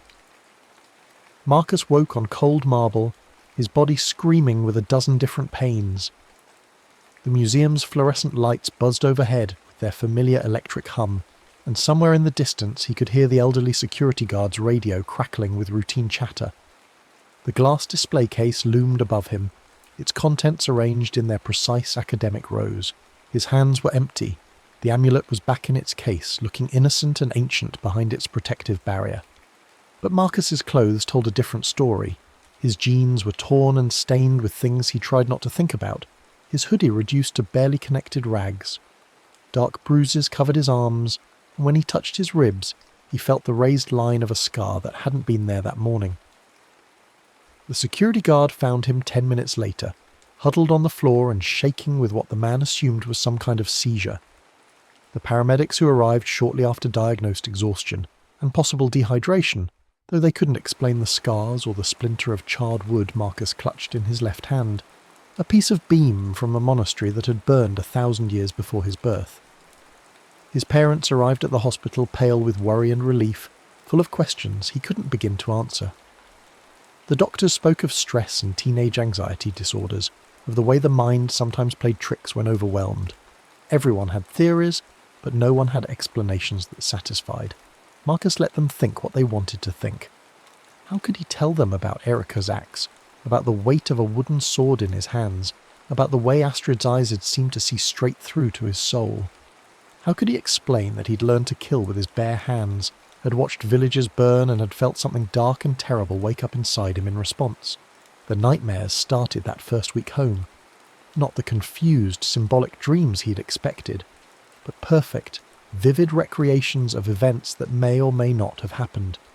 He would wake with the taste of smoke in his mouth and Hakon's desperate whispers still echoing in his ears. Some nights he could swear he heard the sound of waves against a longship's hull, or the distant call of war horns echoing across impossible distances of time. But the worst part was the way normal life felt afterward. The classes at his suburban high school seemed impossibly trivial, the teenage dramas of his classmates as meaningless as shadows on the wall. His teachers praised his newfound focus, his parents were relieved by his sudden maturity, but Marcus felt like he was sleepwalking through a world made of paper and cardboard. He started visiting the museum again, drawn by a need he couldn't articulate. The Viking exhibit had been updated since his incident. New placards explained the historical context of raids and conquest, the complex social structures that had driven expansion and exploration. Everything was clean and academic and safe, violence rendered sterile by scholarly distance. But sometimes, when the afternoon light hit the display cases just right, Marcus could swear the amulet glowed with its own internal fire. And in those moments, standing before the glass that separated him from artifacts of a world he'd touched with his own hands, he would feel the pull of something vast and dangerous calling from across the centuries. On quiet nights, alone in his room with homework he no longer cared about scattered across his desk, Marcus would run his fingers over the scar on his ribs and remember what it felt like to be truly alive. The modern world offered safety and comfort and endless distraction, but it also offered a kind of spiritual death, the slow suffocation of a life without real consequence or meaning. Astrid had been right about one thing. He had tasted the wolf's meat. He had learned what it meant to fight for survival, to make decisions where hesitation meant death, to live with an intensity that made every breath precious. And now, trapped in a world of suburban safety, he found himself longing for the terrible clarity of that existence. The charred wood splinter sat on his nightstand, the only physical proof of his journey through time.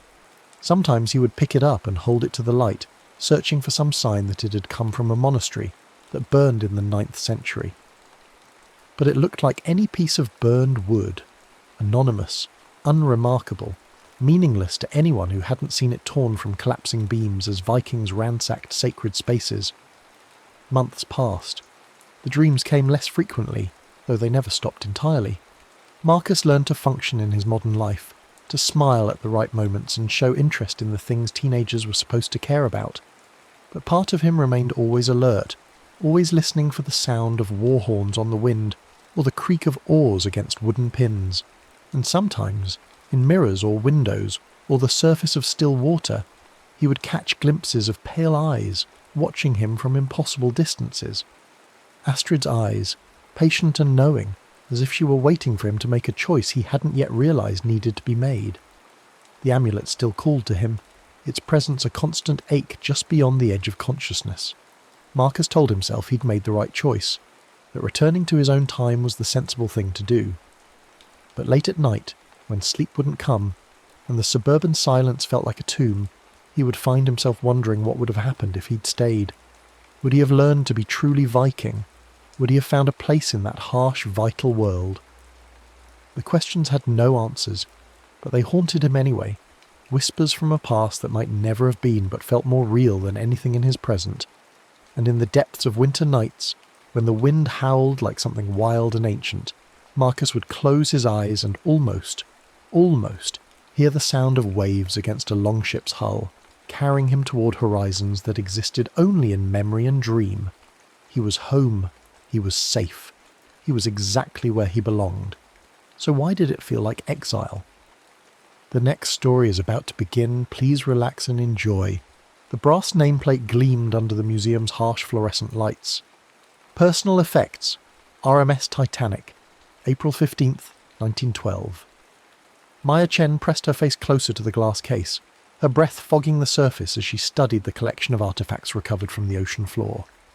A child's leather shoe, barely larger than her palm.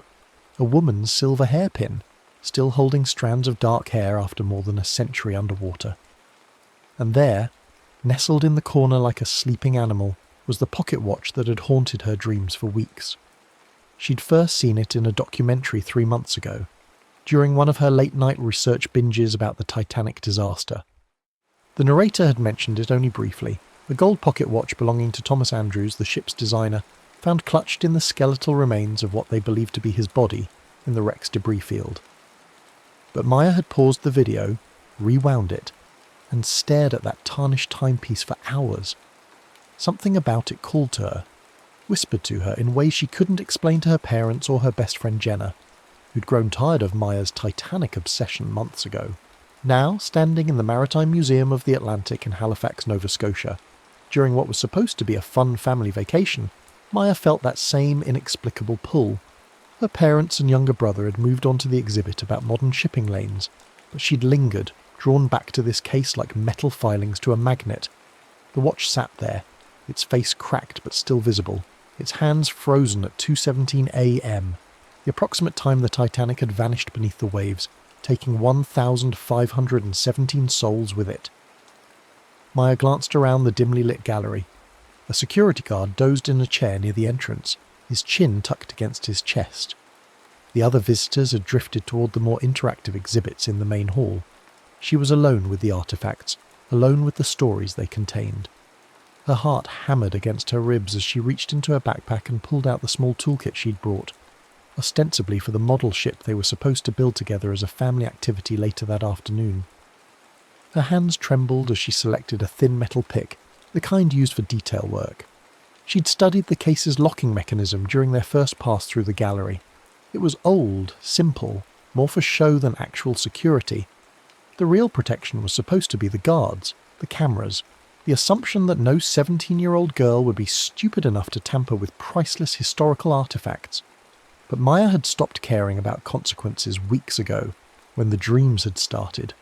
Dreams where she walked the Titanic's decks, heard the orchestra playing in the distance, felt the vibration of the great engines beneath her feet. Dreams that felt more real than her actual life in suburban Portland, where she spent her days counting down the minutes until graduation, and her nights researching a disaster that had happened over a century before her birth. The lock clicked open with surprising ease. Maya's breath caught in her throat as she lifted the glass top just enough to slip her hand inside. The watch was heavier than she'd expected, its gold surface still bearing the patina of salt water and time. As her fingers closed around it, the metal felt warm despite having spent decades in the ocean's icy depths. The moment her skin made contact with the watch, the world shifted. The museum's fluorescent lights flickered and dimmed. The distant hum of air conditioning faded to silence. Maya tried to pull her hand back, but her muscles wouldn't respond. The watch in her palm began to vibrate, then to tick, a sound she felt in her bones rather than heard with her ears. Each tick sent ripples through her vision until the museum walls wavered like heat mirages. The last thing she remembered was the security guard stirring in his chair, his eyes widening as he saw her hunched over the opened display case. Then darkness swallowed her whole. Maya awoke to the sound of violins. The music drifted across the night air, elegant and haunting, a waltz she recognised but couldn't place. She was lying on her back, staring up at a canopy of stars more brilliant than any she'd ever seen, unpolluted by city lights or smog. The air was sharp and clean, carrying the scent of ocean brine and coal smoke. Beneath her, she felt the gentle roll and pitch of a ship cutting through calm seas. She sat up slowly, her head spinning. Around her, the deck stretched in both directions, polished wood gleaming under electric lights strung like jewels along the railings. Passengers strolled past in evening wear that belonged in a period film, men in tailcoats and white bow ties, women in elaborate gowns with bustles and long trains that swept the deck as they walked. Some leaned against the rails, pointing out constellations to their companions. Others clustered around deck chairs, their voices a low murmur of conversation punctuated by laughter.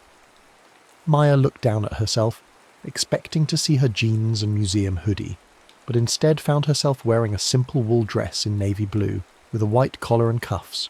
Her modern sneakers had been replaced by leather boots that laced up past her ankles. The pocket watch was still clutched in her right hand, but now it ticked steadily, its hands moving in their eternal circuit around the dial. This had to be a dream, the most vivid, detailed dream she'd ever experienced, but a dream nonetheless.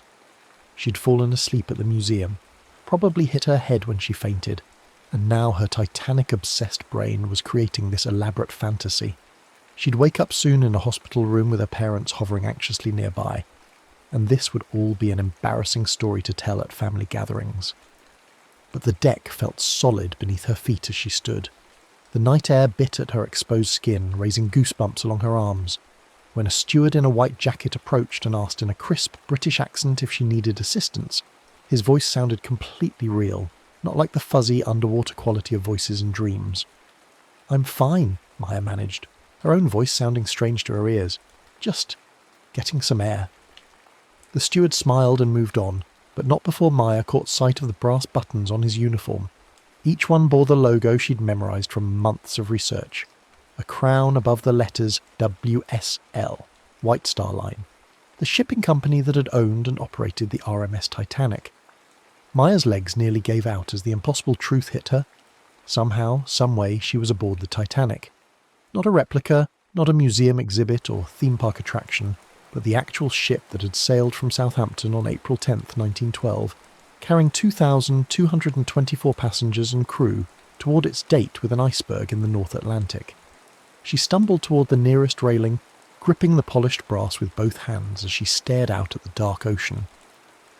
The water was mirror smooth, reflecting the stars like scattered diamonds. There was no wind, no waves, just the steady throb of the great engines propelling them westward at 22 knots toward New York City, toward destiny. Maya fumbled in the pocket of her unfamiliar dress and found a small piece of paper, a ticket stub. Her heart stopped as she read the faded ink. RMS Titanic, April 14th, 1912. Third-class passenger, berth 427. April 14th, the night the ship hit the iceberg. The night 1,500 people died. She had maybe 4 hours before impact. The thought should have sent her into a panic, but instead Maya found herself thinking with startling clarity. She'd spent months studying every detail of the disaster, the timeline, the passenger manifests, the survivor accounts. She knew that First Officer William Murdoch would spot the iceberg at 11:40 p.m. and order the engines reversed and the ship to turn hard to port. She knew that the impact would tear a series of small holes in the ship's hull below the waterline, allowing water to flood the first 6 compartments. She knew that the ship would remain afloat for another 2 hours and 40 minutes, giving passengers and crew time to launch lifeboats, though there weren't nearly enough for everyone aboard. Maya also knew exactly where she needed to be to survive. Lifeboat 6 would be launched from the port side at 12:55 a.m, carrying only 28 people, despite having capacity for 65.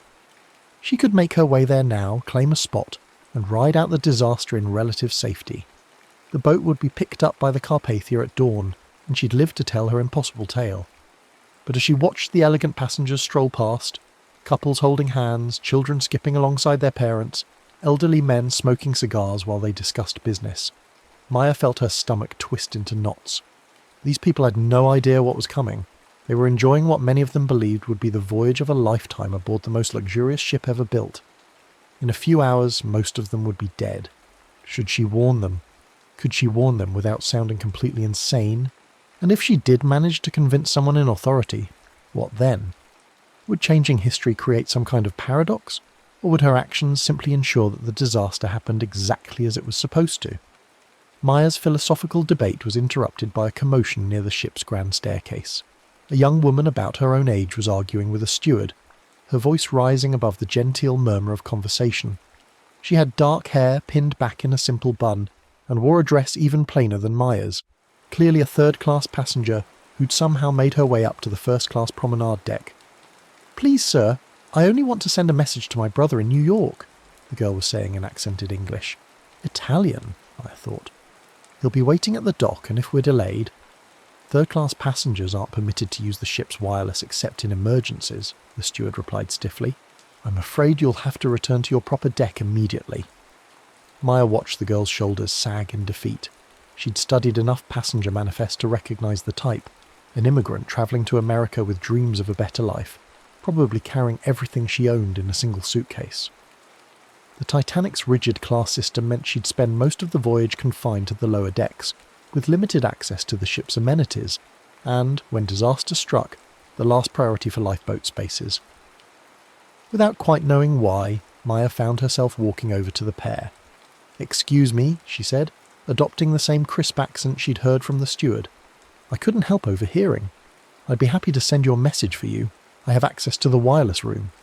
The lie came easily, as if some part of her brain had been preparing for exactly this situation. The steward looked sceptical, but the immigrant girl's face lit up with hope. "Oh, would you? Truly." The girl clasped Maya's hands in both of hers. "My name is Lucia Benedetto. I'm travelling to New York to marry a man my father arranged.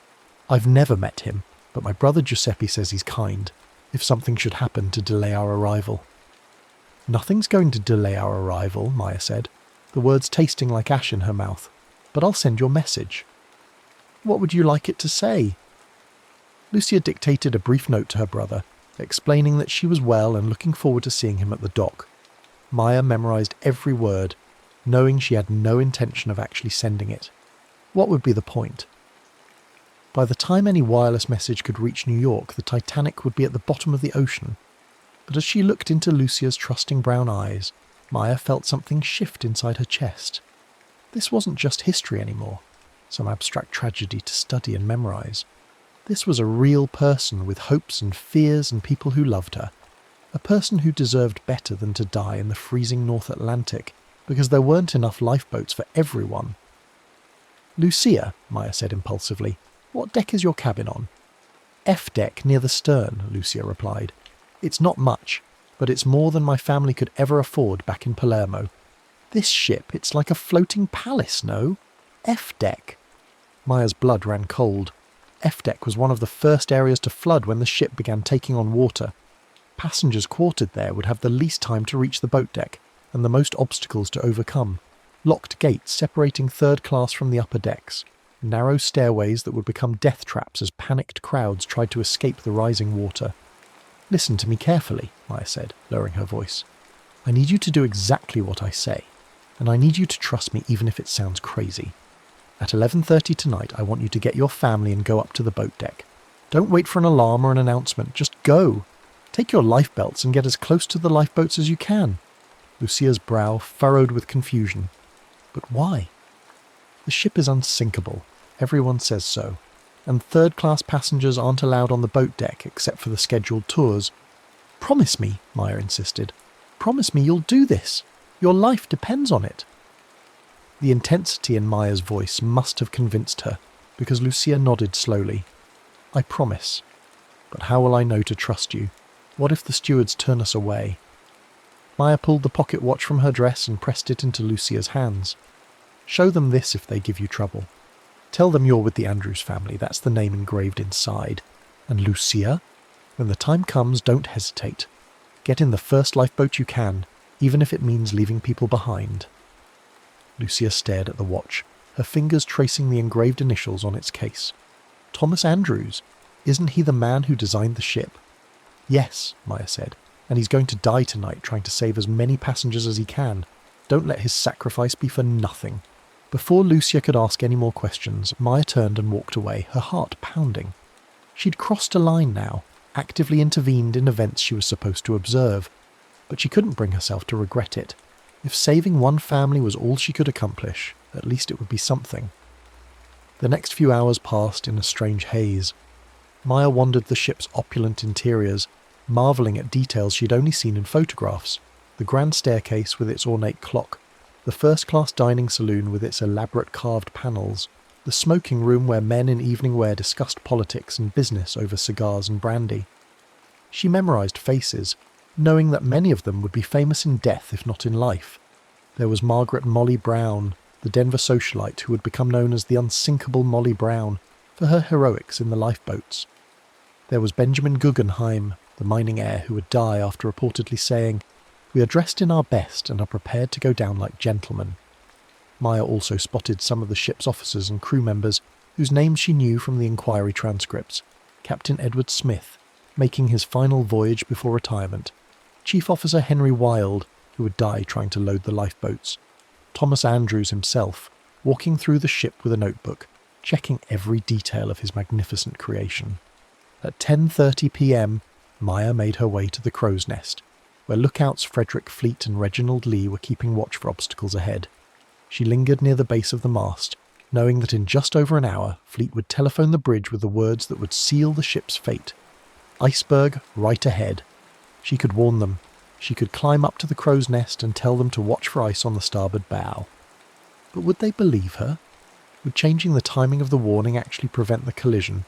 Or would it just alter the angle of impact in ways that might make the disaster even worse? Maya realised she was paralysed by the magnitude of the choice before her. Every action she took could save lives or cost them. Every word she spoke could ripple outward through history in ways she couldn't predict or control. The weight of knowledge was crushing. She knew exactly what was going to happen, and approximately when, but she had no way of knowing what the consequences of intervention might be. As the ship's clock struck 11:30, Maya thought of Lucia and her family, hopefully making their way up from F-deck with their life preservers. At least she'd done something, even if it was only a small gesture in the face of such overwhelming tragedy. At 11:40 p.m, the lookout's bell rang 3 times, the signal for an obstacle directly ahead. Maya heard Frederick Fleet's voice calling down from the crow's nest. "Iceberg right ahead." On the bridge, First Officer Murdoch ordered the engine stopped and reversed, then hard a starboard to try to swing the ship's bow around the ice. For a moment it looked like it might work. The great ship began to turn, its bow sliding past the towering mountain of ice that had appeared out of the darkness like a ghost. But the Titanic was simply too massive, moving too fast to avoid contact entirely. Maya felt rather than heard the impact, a grinding, scraping vibration that ran through the ship's hull as the iceberg scraped along the starboard side below the waterline. It lasted maybe 30 seconds, no more, and to most passengers it felt like nothing more than a slight shudder, as if the ship had run over a submerged log. Maya knew better. She knew that those 30 seconds of contact had opened a series of small holes in the ship's supposedly watertight compartments, and that water was already rushing into the forward holds. She knew that Thomas Andrews was probably already making his way below to assess the damage, and that his calculations would reveal the horrible truth. The ship could survive flooding in 4 compartments, but not 5 or 6. Within minutes, Maya could feel a subtle change in the ship's trim as water weight began pulling the bow down. The deck lights seemed to flicker, though that might have been her imagination. Around her, most passengers continued their evening activities, unaware that they were already on a sinking ship. Maya made her way toward the boat deck, where crew members were beginning to uncover the lifeboats under orders from Captain Smith. The officers moved with practiced efficiency, but Maya could see the strain in their faces. They knew the mathematics as well as anyone. 16 lifeboats plus 4 collapsible boats equaled space for maybe 1,178 people. With over 2,200 souls aboard, nearly half would be left behind. The first distress call went out at 12:15 a.m. Maya heard the wireless crackling from the Marconi room as Jack Phillips tapped out the ship's position, and the urgent plea, CQD, CQD, SOS, SOS. Come at once, we have struck a berg. By 12:30, water had reached the ship's name on the bow. The forward well deck was awash, and crew members were struggling to launch the lifeboats in the darkness. The ship's orchestra had assembled on the boat deck and begun playing ragtime tunes to keep passengers calm, though Maya could see the fear in their eyes. She found herself near Lifeboat 6 on the port side, exactly where she'd planned to be. The boat was being prepared for launch by Second Officer Charles Lightoller, who was following the protocol of women and children first, so strictly that he was refusing to allow men into the boats even when they were only half full. A group of first-class passengers clustered nearby. Wealthy women in evening gowns and fur coats, their faces pale with shock and disbelief. Among them, Maya spotted Margaret Brown trying to convince other women to get into the boat. "Come now, ladies," she was saying in her distinctive Colorado accent. "It's just a precaution. We'll be back aboard in time for breakfast." Maya could have stepped forward then, could have claimed her place among the first-class passengers and secured her survival. The boat would launch in 20 minutes with only 28 people aboard. There was definitely room for one more. But as she watched the scene unfold, Maya's attention was caught by a familiar figure near the ship's rail. Lucia stood there with her family, parents, 2 younger siblings, and what looked like grandparents. They were all wearing their life preservers, as Maya had instructed, but they hung back from the crowd around the lifeboat, uncertain and afraid. "Third-class passengers to the rear!" a steward shouted, gesturing them away from the boat. "These boats are for first and second-class passengers only." Maya saw Lucia's father argue with the man in broken English, gesturing toward his family and pointing at the lifeboat. But the steward was adamant, and several male passengers backed him up. There was a natural order to these things, their expressions seemed to say. The wealthy had paid for first-class accommodations, and that included first access to the lifeboats. Without thinking, Maya pushed through the crowd toward Lucia's family. "They're with me," she announced loudly, using the same commanding tone she'd heard from the first-class passengers. "I'm Maya Andrews. My uncle designed this ship. These people are under my protection." The steward looked uncertain, clearly not recognizing her, but unwilling to challenge someone who claimed connection to Thomas Andrews. Maya pressed her advantage, pulling Lucia forward by the arm. "This young woman saved my life earlier when I nearly fainted," she said. "The least I can do is ensure her family's safety." It was a complete fabrication, but delivered with such confidence that the steward stepped aside.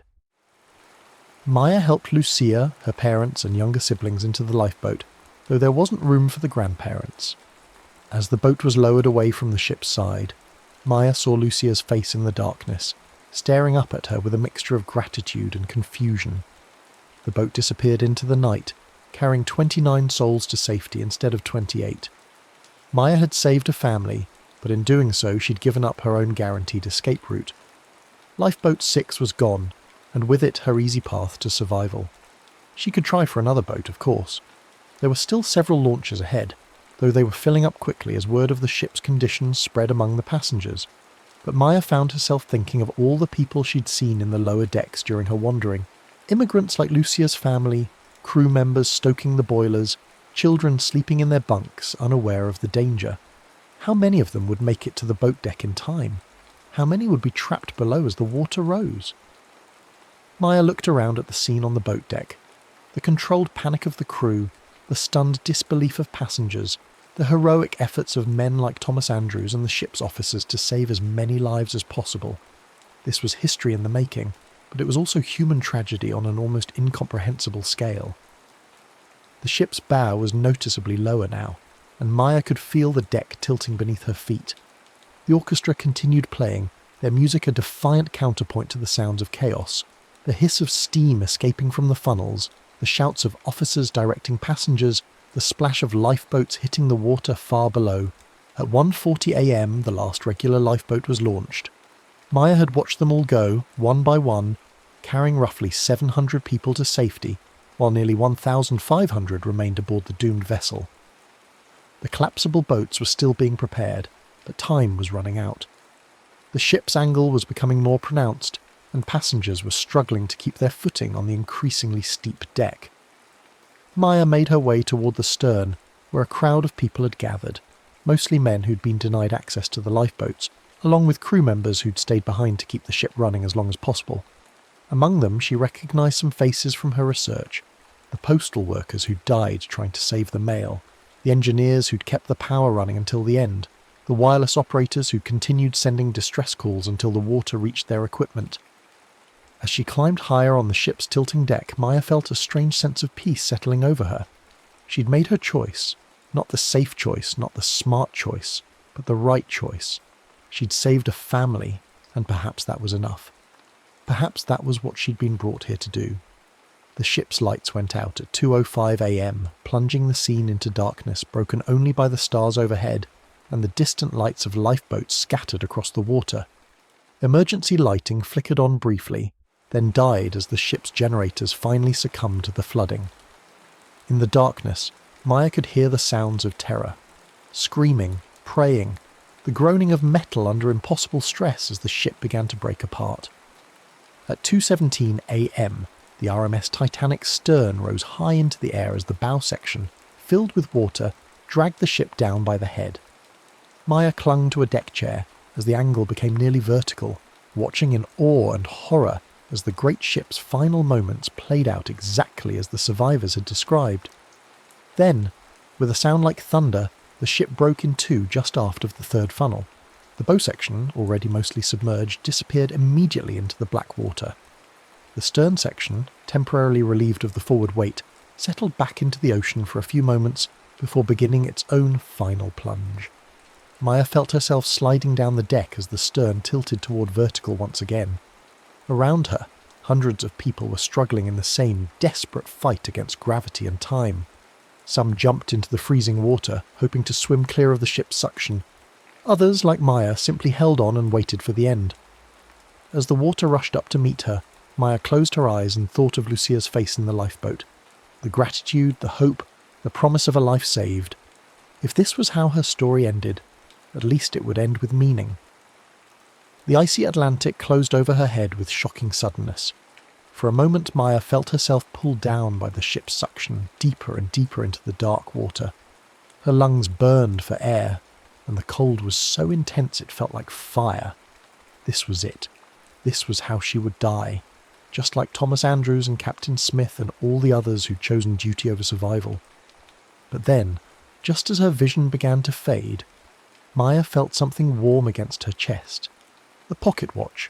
Somehow, impossibly, it had found its way back to her. As her fingers closed around it, she felt the same strange vibration she'd experienced in the museum, the same sense of time and space bending around her. Lightning flashed overhead, illuminating the surface of the water far above. But this wasn't natural lightning. It was the same otherworldly energy that had brought her here. As Maya watched, a crack appeared in the fabric of reality itself, a doorway back to her own time. With the last of her strength, she swam toward the light. Maya awoke on the floor of the Maritime Museum, the pocket watch clutched in her numb fingers. Emergency lights were flashing, and she could hear voices calling her name. Security guards, paramedics, her frantic parents. Someone was wrapping a blanket around her shoulders and asking if she could hear them, but their words seemed to come from very far away. As they helped her to her feet, Maya looked down at the watch in her palm. It was ticking steadily now, its hands showing the correct time, but there was something different about it. Something that hadn't been there before. Wrapped around the watch chain was a small piece of fabric, navy blue wool torn from a dress, Lucia's dress. Proof that Maya's impossible journey had been real, and that at least one family had survived the disaster because of her intervention. The museum staff was in an uproar. The display case was open, alarms were going off, and Maya was clearly the culprit behind what they assumed was an attempted theft. But as security footage was reviewed and her story emerged, how she'd been found unconscious beside the case, the watch still inside, confusion replaced accusations. The girl had clearly suffered some kind of medical episode, they concluded. Perhaps a seizure or fainting spell brought on by her obvious obsession with the Titanic tragedy. Maya didn't try to correct their assumptions. How could she possibly explain what had really happened? Who would believe that she'd spent the night of April 14th, 1912, aboard a doomed ocean liner, or that she'd saved a family by giving up her own chance at survival? Instead, she quietly pocketed the small piece of fabric when no one was looking, and submitted to the medical examinations and psychological evaluations that followed. Her parents, worried about their daughter's unhealthy fascination with historical tragedy, arranged for counselling sessions and gently suggested that perhaps it was time to find new interests. But Maya knew she would never stop thinking about that night. The weight of what she'd experienced, what she'd witnessed, what she'd chosen, would stay with her forever. She'd looked into the face of history and seen it for what it really was, not dates and facts in a textbook, but real people making impossible choices under unthinkable circumstances. In the weeks that followed, Maya threw herself into genealogical research with new purpose. She searched passenger manifests and immigration records, looking for any trace of Lucia Benedetto and her family. What she found filled her with quiet joy. Records showing that Lucia had indeed survived the disaster, married her intended husband in New York, and lived to be 87 years old. She'd had 5 children and 17 grandchildren, all of whom owed their existence to Maya's split-second decision on a sinking ship. The pocket watch sat on Maya's desk as she worked, ticking steadily through the days and nights. Sometimes late at night, when she was alone with her research, she thought she could hear other sounds mixed in with its mechanical rhythm. The distant strains of a ship's orchestra, the splash of lifeboats in calm seas, the voices of people who'd faced the ultimate test of human character and found within themselves reserves of courage they'd never known they possessed. Maya never tried to touch another historical artifact, never sought another impossible journey through time. She'd learned what she needed to learn about the weight of choice, the meaning of sacrifice, and the thin line between history and human tragedy. Some knowledge, she understood now, could only be gained by living it, by standing in the shoes of those who'd faced impossible decisions with whatever courage they could muster. The Titanic had taught her that history wasn't something that happened to other people in other times. It was the accumulated weight of every choice, every sacrifice, every act of courage or cowardice that shaped the world she lived in. And sometimes, when the stakes were high enough and the cause was just, ordinary people like her could step up and become part of that history themselves. The pocket watch kept ticking, marking the passage of time that flowed in only one direction, forward toward whatever choices and challenges lay ahead. And Maya Chen, armed with the knowledge of what ordinary people were capable of when faced with extraordinary circumstances, was ready to meet them. The wind howled through the skeletal remains of the Whitmore Observatory, rattling loose shutters and sending spirals of autumn leaves dancing across the cracked concrete. Elena Martinez pulled her jacket tighter as she climbed the rusted steps, her flashlight beam cutting through the gathering dusk. At 17, she had explored dozens of abandoned places, but something about this observatory felt different, electric, almost alive with possibility. Her obsession with space had started young, fed by late nights spent reading about Mars missions and the golden age of space exploration that had ended so abruptly decades ago. While her classmates posted selfies and worried about college applications, Elena lost herself in star charts and old NASA archives, dreaming of red horizons and alien sunsets. Her parents called it escapism. Her guidance counsellor suggested she diversify her interests. But Elena knew what she loved, even if loving it made her feel like an outsider in her own world. The observatory's main door hung open, its lock long since broken by vandals or time. Elena stepped inside, her footsteps echoing in the hollow space. Moonlight streamed through gaps in the domed ceiling, illuminating dust motes that swirled like miniature galaxies. The massive telescope stood frozen in its mount, pointed toward nothing, its mirrors clouded with years of neglect. She had come here following a rumour shared on an obscure astronomy forum, something about experimental equipment left behind when the observatory closed in the 1980s. Most of the valuable instruments had been salvaged long ago, but Eleanor hoped to find something the scavengers had missed. Maybe an old camera or star charts, or even just a piece of the building's history she could take home and research. Her search through the main observation deck yielded nothing but broken glass and graffiti. The basement storage rooms were flooded, their contents reduced to mouldy pulp. But as she climbed to the smaller auxiliary telescope room, her flashlight caught a glint of something metallic tucked behind a fallen beam. Eleanor squeezed through the gap and found herself staring at a peculiar device about the size of a shoebox, made of tarnished brass and steel, with intricate engravings etched into its surface. At its centre sat a sealed glass chamber containing what looked like red sand, or soil. The material had an unusual quality to it, seeming to shift and shimmer even in the steady beam of her flashlight. She lifted the device carefully, surprised by its weight. A small brass plate on the side bore an inscription: Martian Sample Collection Unit, Project Redshift, 1977. Elena's heart raced. 1977 was years before any successful Mars sample return missions. This had to be a prototype, or maybe a prop from some long-forgotten space program publicity stunt. But the craftsmanship was extraordinary, far more detailed than any museum piece she'd ever seen. As she turned the device over in her hands, she noticed a faint vibration, almost too subtle to perceive.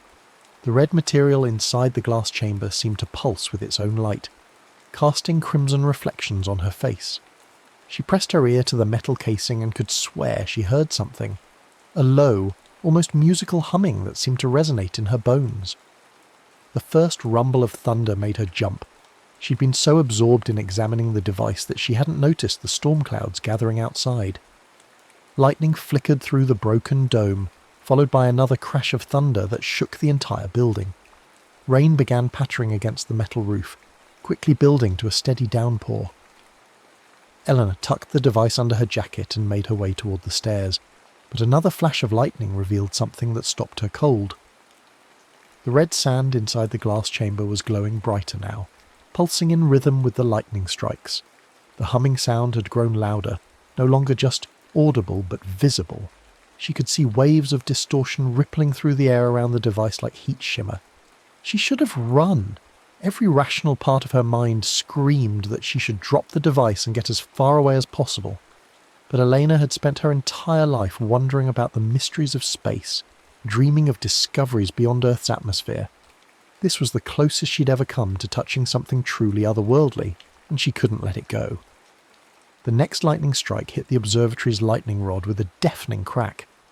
Electricity surged through the building's ancient wiring, causing sparks to cascade from the walls. The device in Eleanor's hands suddenly became burning hot, its humming rising to a shriek that seemed to tear at the fabric of reality itself. The glass chamber cracked, then shattered completely. The red sand poured out, but instead of falling to the floor, it swirled upward in a spiraling vortex that filled the room with crimson light. Eleanor felt herself being pulled forward, her feet leaving the ground as space seemed to fold in on itself around her. The walls of the observatory stretched and warped like taffy, and she had just enough time to scream before the world collapsed into a point of brilliant red light. Darkness, silence, the taste of copper and ozone in her mouth. Eleanor's consciousness returned slowly, like surfacing from deep water. Her head throbbed, and every muscle in her body ached as though she'd been turned inside out and reassembled. She tried to sit up and immediately regretted it as waves of nausea washed over her. The air felt thin and cold, carrying unfamiliar scents. Ozone, metal, and something else she couldn't identify. When her vision cleared, she found herself lying on a platform of what looked like polished black stone. Above her stretched a vast dome of transparent material that revealed a sky unlike anything she'd ever seen. It was a pale butterscotch colour, crossed by thin clouds that moved with unnatural speed. In the distance she could see a sun that seemed smaller and more orange than Earth's sun should be. She forced herself to stand, her legs shaking with the effort. The platform was part of a larger structure, some kind of transit station or plaza surrounded by towering buildings that rose like metallic trees toward the artificial sky. The architecture was human but wrong somehow, designed for a gravity and atmosphere that weren't quite Earth normal. Everything was covered in a fine layer of rust-coloured dust that had settled into every crevice and corner. The silence was absolute. No hum of machinery, no distant voices, no sound of wind or weather. Just her own breathing and the soft whisper of dust settling as she walked. Eleanor had read enough science fiction to recognise what she was seeing, but the rational part of her mind refused to accept it. This couldn't be Mars. Mars was a dead rock covered in rovers and automated mining stations, not a colonised world with cities and domed habitats. But as she explored the plaza, the evidence became impossible to deny. A faded sign near what had once been an information kiosk read, New Olympia Central Transit, serving Seoul 2 communities since 2157. Another placard, its edges eaten away by wind and time, bore a map of something called the Tharsis Metropolitan Area. The dates were impossible, more than a century in the future from Elena's own time. She climbed a gently sloping ramp that led away from the transit platform and found herself on a broad avenue lined with what had once been shops and restaurants. The storefronts were dark, their windows clouded with dust, but she could still make out signs advertising fresh earth imports and Martian-grown produce. Some of the signs were in languages she didn't recognise, suggesting that this colony had been home to people from all over Earth and possibly beyond. The silence followed her as she walked deeper into the city.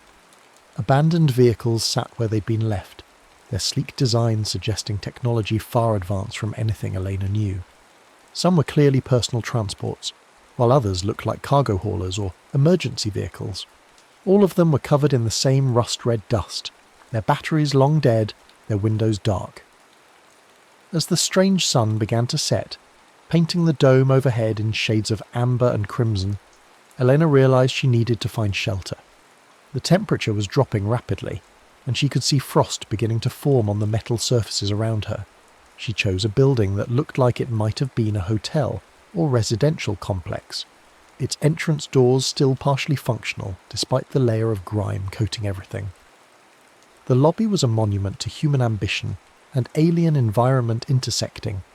Soaring ceilings accommodated the lower gravity, while the furniture was designed for comfort in lighter atmosphere.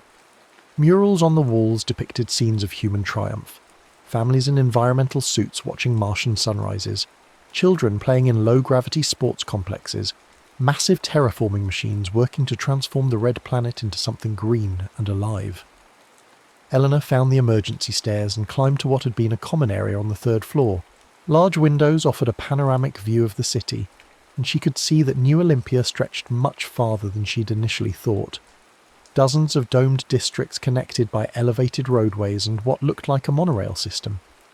In the distance, she could make out the lights of massive industrial complexes and what might have been agricultural domes. But there were no lights except the fading glow of the alien sunset. Whatever had happened to this place, it had happened to everyone at once. She settled in for the night in what had been a reading lounge, wrapping herself in some heavy curtains she'd pulled down from the windows. As the temperature continued to drop, she could hear the building settling around her, metal contracting and expanding with sharp pops and groans. But there were other sounds too, faint echoes that might have been footsteps in distant corridors, or voices calling from empty rooms. Every time she thought she'd identified the source, the sound would fade away, leaving her wondering if she'd imagined it. Sleep came fitfully, filled with dreams of red sand and swirling lights. The next day, Eleanor began her systematic exploration of New Olympia. The city was vast, clearly designed to house hundreds of thousands of people, but she could find no trace of what had become of them. There were no bodies, no signs of violence or struggle, no indication that the population had evacuated in an orderly fashion. People had simply vanished. leaving behind their belongings, their vehicles, their entire civilization frozen in time. She found the hydroponic gardens in the agricultural district, massive greenhouse domes that had once fed the colony. The growing beds were filled with the withered remains of plants, some she recognised as earth crops like tomatoes and wheat, others that looked like they'd been genetically modified for Martian conditions. The irrigation systems had failed long ago, leaving the plants to die of thirst despite being surrounded by the most advanced agricultural technology she'd ever seen. The technological infrastructure was beyond anything from Elena's time. She found AI terminals built into walls and furniture throughout the city, their screens still flickering with fragments of information despite the decades or centuries that had passed. Most of the displays showed error messages or diagnostic data, but occasionally she'd glimpse something more intriguing. Fragments of personal messages, bits of news broadcasts, or technical readouts she couldn't understand. One terminal in what had been a school was still partially functional. Elena spent hours learning to navigate its interface, slowly piecing together fragments of the colony's history. New Olympia had been founded in 2155 as part of the third wave of Martian colonization. Unlike the earlier mining outposts and research stations, it was designed as a permanent settlement where people could raise families and build a true society. The initial years had been a remarkable success. The colony had grown rapidly, becoming a centre of trade and culture for the outer planets. The murals she found throughout the city told the same story. Scenes of celebration and achievement covered the walls of public buildings. She saw images of the first Martian-born children taking their first steps in the low gravity, of wedding ceremonies held under the protective dome of an artificial sky, of graduation ceremonies where young people received degrees in xenobiology and off-world engineering. There were sports competitions unique to Mars, art installations that played with the different physics of the planet, and cultural festivals that blended traditions from every nation on Earth. But the later murals told a different story. The celebrations gave way to scenes of conservation and sacrifice, images of rationing lines and emergency meetings, murals depicting the failure of the great terraforming machines, the atmosphere processes that were supposed to make Mars breathable, but had instead begun to fail one by one. Eleanor found a particularly haunting image in the city council building. A mural showing families looking up at a dome that was cracked and failing, the Martian sky bleeding through the artificial atmosphere that had protected them. As night fell on her second day in the city, Eleanor made her way to the Central Archive building, hoping to find more complete records of what had happened. The building was a masterpiece of Martian architecture, its spiralling towers designed to take advantage of the lower gravity while its base was anchored deep in the bedrock to protect against sandstorms. The main entrance was sealed, but she found a service entrance that led to the building's lower levels. The archives were in better condition than most of the city, protected by redundant environmental systems and built to preserve information for centuries. Eleanor spent the night learning to operate the archive terminals, slowly working her way through the colony's final years. What she found painted a picture of a civilization that had reached too far, too fast. The terraforming of Mars had never been completed. The massive atmosphere processes that were supposed to thicken the air and raise the temperature had worked for a few decades before beginning to fail. The cost of maintaining them was enormous, requiring constant shipments of rare materials from Earth and the asteroid belt. As Earth's own environmental problems worsened, support for the Martian colonies had diminished. Funding was cut, supply shipments became irregular, and the colonists found themselves increasingly isolated. The records showed that New Olympia's leaders had initially tried to hide the extent of the crisis from the general population. They'd instituted rationing programs disguised as efficiency initiatives, and had diverted resources from public projects to maintain the critical life support systems. But as the situation worsened, it became impossible to hide the truth. The dome that protected the city was failing, the air recyclers were breaking down faster than they could be repaired, and the hydroponic systems were beginning to collapse. Elena found recordings from the colony council meetings during those final months. The debates were agonizing to watch. Intelligent, dedicated people trying to find solutions to problems that had no good answers. Some argued for immediate evacuation, but there weren't enough ships to carry everyone, and Earth had made it clear that large-scale refugee resettlement wasn't possible. Others pushed for rationing and conservation, hoping they could make their remaining resources last until help arrived. A few suggested more desperate measures, sealing off parts of the city to concentrate their remaining breathable air, or implementing a lottery system to determine who would get priority access to the failing life support systems. But the most disturbing recordings were from Dr. Sarah Chen, the colony's chief scientist, who had been working on what she called Project Redshift, an experimental quantum teleportation system based on principles she'd discovered while studying Martian mineral samples. She believed that certain Martian soils contained quantum-entangled particles that could be used to create stable wormholes, potentially allowing instantaneous transportation across vast distances. The project had been intended as a backup plan for evacuation, a way to transport people directly to Earth without requiring spacecraft. But the technology was untested and dangerous. The first experiments had resulted in the complete disintegration of test objects, and later trials had produced disturbing side effects.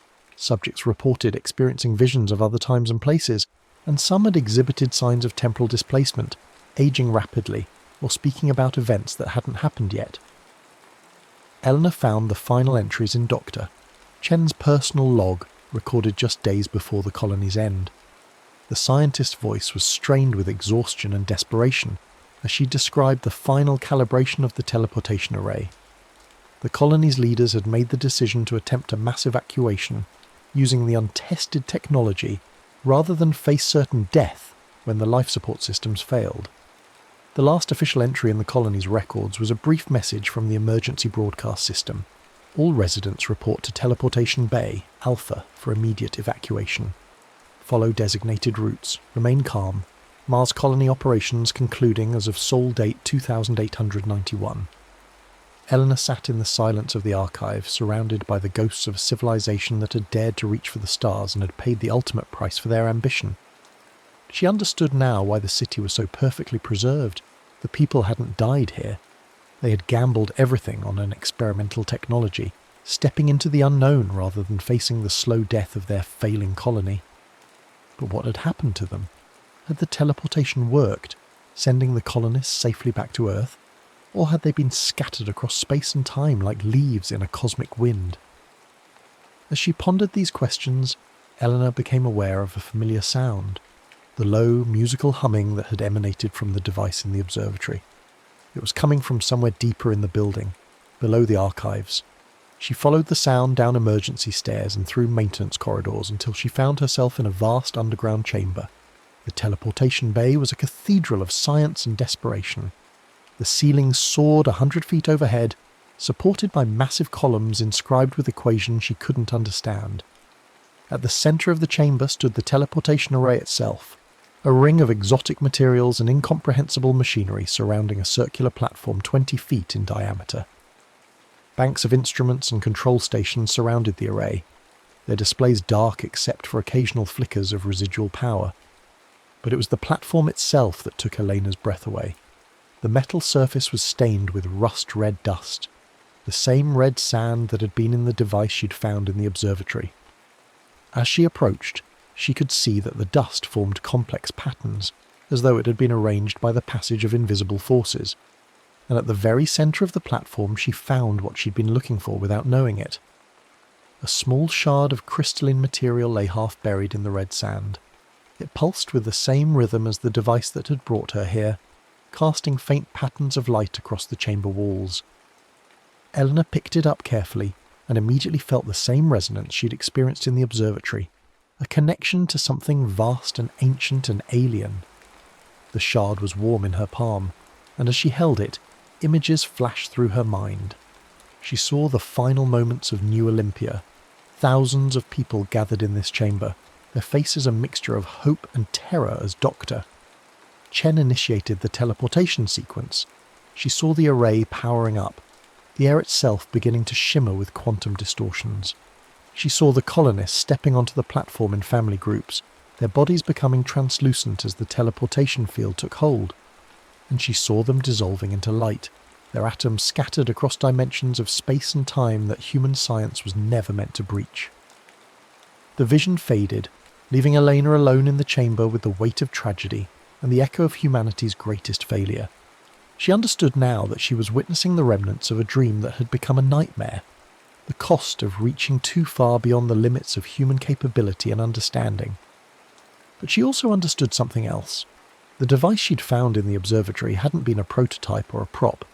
It had been a fragment of this very teleportation array, somehow thrown back through time and space to reach Earth decades before the technology that created it would be invented.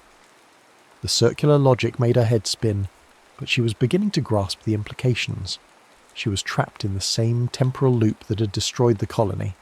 The teleportation array had created a rupture in space-time that connected the failed colony to Earth's past, and she'd been pulled through that rupture just as the colonists had been scattered across the quantum foam of the universe. Elena spent the rest of the night studying the array's control systems, using her knowledge of physics and electronics to slowly decode the operating procedures. The technology was far beyond anything from her own time, but the basic principles were recognizable. The array used quantum entanglement to create a stable wormhole, folding space to connect distant points instantaneously. The Martian soil provided the exotic matter needed to stabilize the wormhole, its crystalline structure naturally occurring quantum processes that could maintain coherent quantum states across vast distances. But the system was unstable. The quantum fields that powered it were slowly degrading, and she could see from the diagnostic readouts that the entire array was on the verge of collapse. If she was going to use it to return to Earth, she would have to act quickly. The moral implications weighed heavily on her mind. Using the array would likely destroy it completely, erasing the last evidence of New Olympia and the fate of its people. But staying would mean becoming another ghost in this monument to human ambition, and she couldn't bear the thought of adding her own failure to the tragedy she'd discovered. As dawn broke over the dead city, Eleanor made her decision. She spent the day preparing the teleportation array, following the procedures she'd found in Dr. Chen's research notes. The system required precise calibration, and she had to improvise solutions for components that had failed during the decades of neglect. It was dangerous work. Several times she nearly triggered uncontrolled quantum discharges that would have vaporized her instantly. But as the strange Martian sun set once again, casting long shadows across the chamber, the array was ready. Elena stood on the platform where thousands of desperate colonists had made their final gamble. The shard of crystalline material was clutched tightly in her hand, its pulsing light synchronized with the rhythm of her heartbeat. Around her, the machines hummed with barely contained power, their displays showing quantum field strengths and dimensional coordinates that represented the difference between home and oblivion. She thought about the people who had stood here before her, the families who had risked everything for a chance at survival, the children who had never seen Earth but who had called this alien world home, the scientists and engineers who had built something magnificent and terrible in their desperation to save their civilization. She thought about her own world, Earth in the early 21st century, struggling with climate change and political divisions but still holding on to hope for the future. The knowledge she carried could change everything, warning humanity about the dangers of overreach, providing insights into technologies that wouldn't be invented for another century, proving that human beings were capable of both incredible achievements and catastrophic failures. Eleanor initiated the teleportation sequence. The array came alive around her, filling the chamber with light and sound that seemed to emanate from the fabric of reality itself. Quantum fields pulsed and shifted, tearing holes in space-time that revealed glimpses of distant stars and alien worlds. The platform beneath her feet became transparent, then began to fade entirely as she felt herself being pulled apart at the molecular level. For a moment that lasted forever, Elena existed in multiple dimensions simultaneously. She saw New Olympia as it had been in its glory days, a shining city under an artificial sky, filled with the laughter of children and the dreams of pioneers. She saw Earth as it would be in the future, scarred by climate change and overpopulation, but still beautiful, still home to billions of people struggling to build something better. And she saw the spaces between worlds, the vast emptiness where the colonists of New Olympia had been scattered, their atoms dispersed across light years of space, but their consciousness somehow preserved in the quantum foam, waiting for someone to witness their sacrifice and remember their story. The light engulfed her, and Eleanor felt herself dissolving into pure information, her thoughts and memories encoded in patterns of quantum entanglement that would carry her across the gulf between worlds. The Whitmore Observatory was exactly as she had left it. Broken dome, rusted telescopes, and walls covered in decades of graffiti. But Elena's perception of it had changed completely.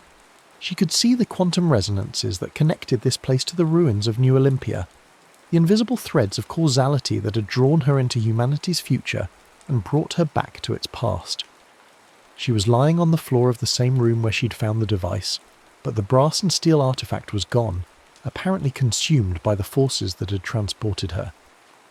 The only evidence of her journey was the red stain on her palm where she'd held the crystalline shard, and the small fragment of alien crystal that remained clutched in her fist.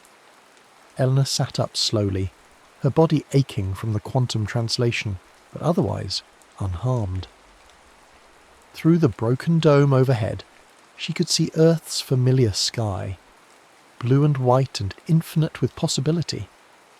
But she could also see beyond it now, to the red world where human dreams had died, and where the ghosts of the future waited for someone to remember their story. She climbed to her feet and walked to the window, looking out over the landscape of her own time.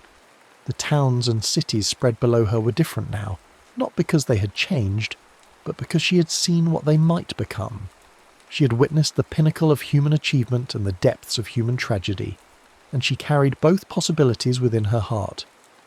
The crystal shard pulsed with faint light in her palm, a fragment of Mars that had somehow survived the collapse of space-time itself.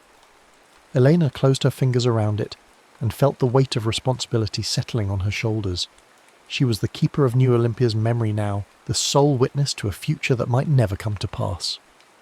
As she made her way out of the ruined observatory, Eleanor began to plan.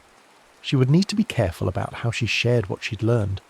Too much too soon might be dismissed as science fiction, but the right information presented at the right time could help humanity avoid the mistakes that had doomed New Olympia. She had decades to prepare, to study, to find ways to influence the development of space technology, and ensure that when humans finally reached Mars, they would go with wisdom as well as ambition. The storm had passed, leaving the night air clean and sharp with the scent of rain. Elena looked up at the stars, no longer seeing them as distant lights, but as destinations waiting to be explored. Somewhere among them was Mars, red and patient and full of possibilities both wonderful and terrible. She began the long walk home, carrying the future in her pocket and the weight of human dreams on her shoulders. Behind her, the abandoned observatory stood silent against the sky, its broken dome pointing toward the stars where humanity's greatest triumphs and failures awaited their turn to unfold. The red dust on Elena's palm caught the moonlight as she walked, a reminder that some journeys change not just where you've been, but who you become in the process of travelling.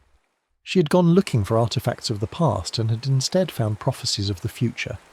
Now it was her responsibility to ensure that when that future arrived, humanity would be ready for both its promises and its perils.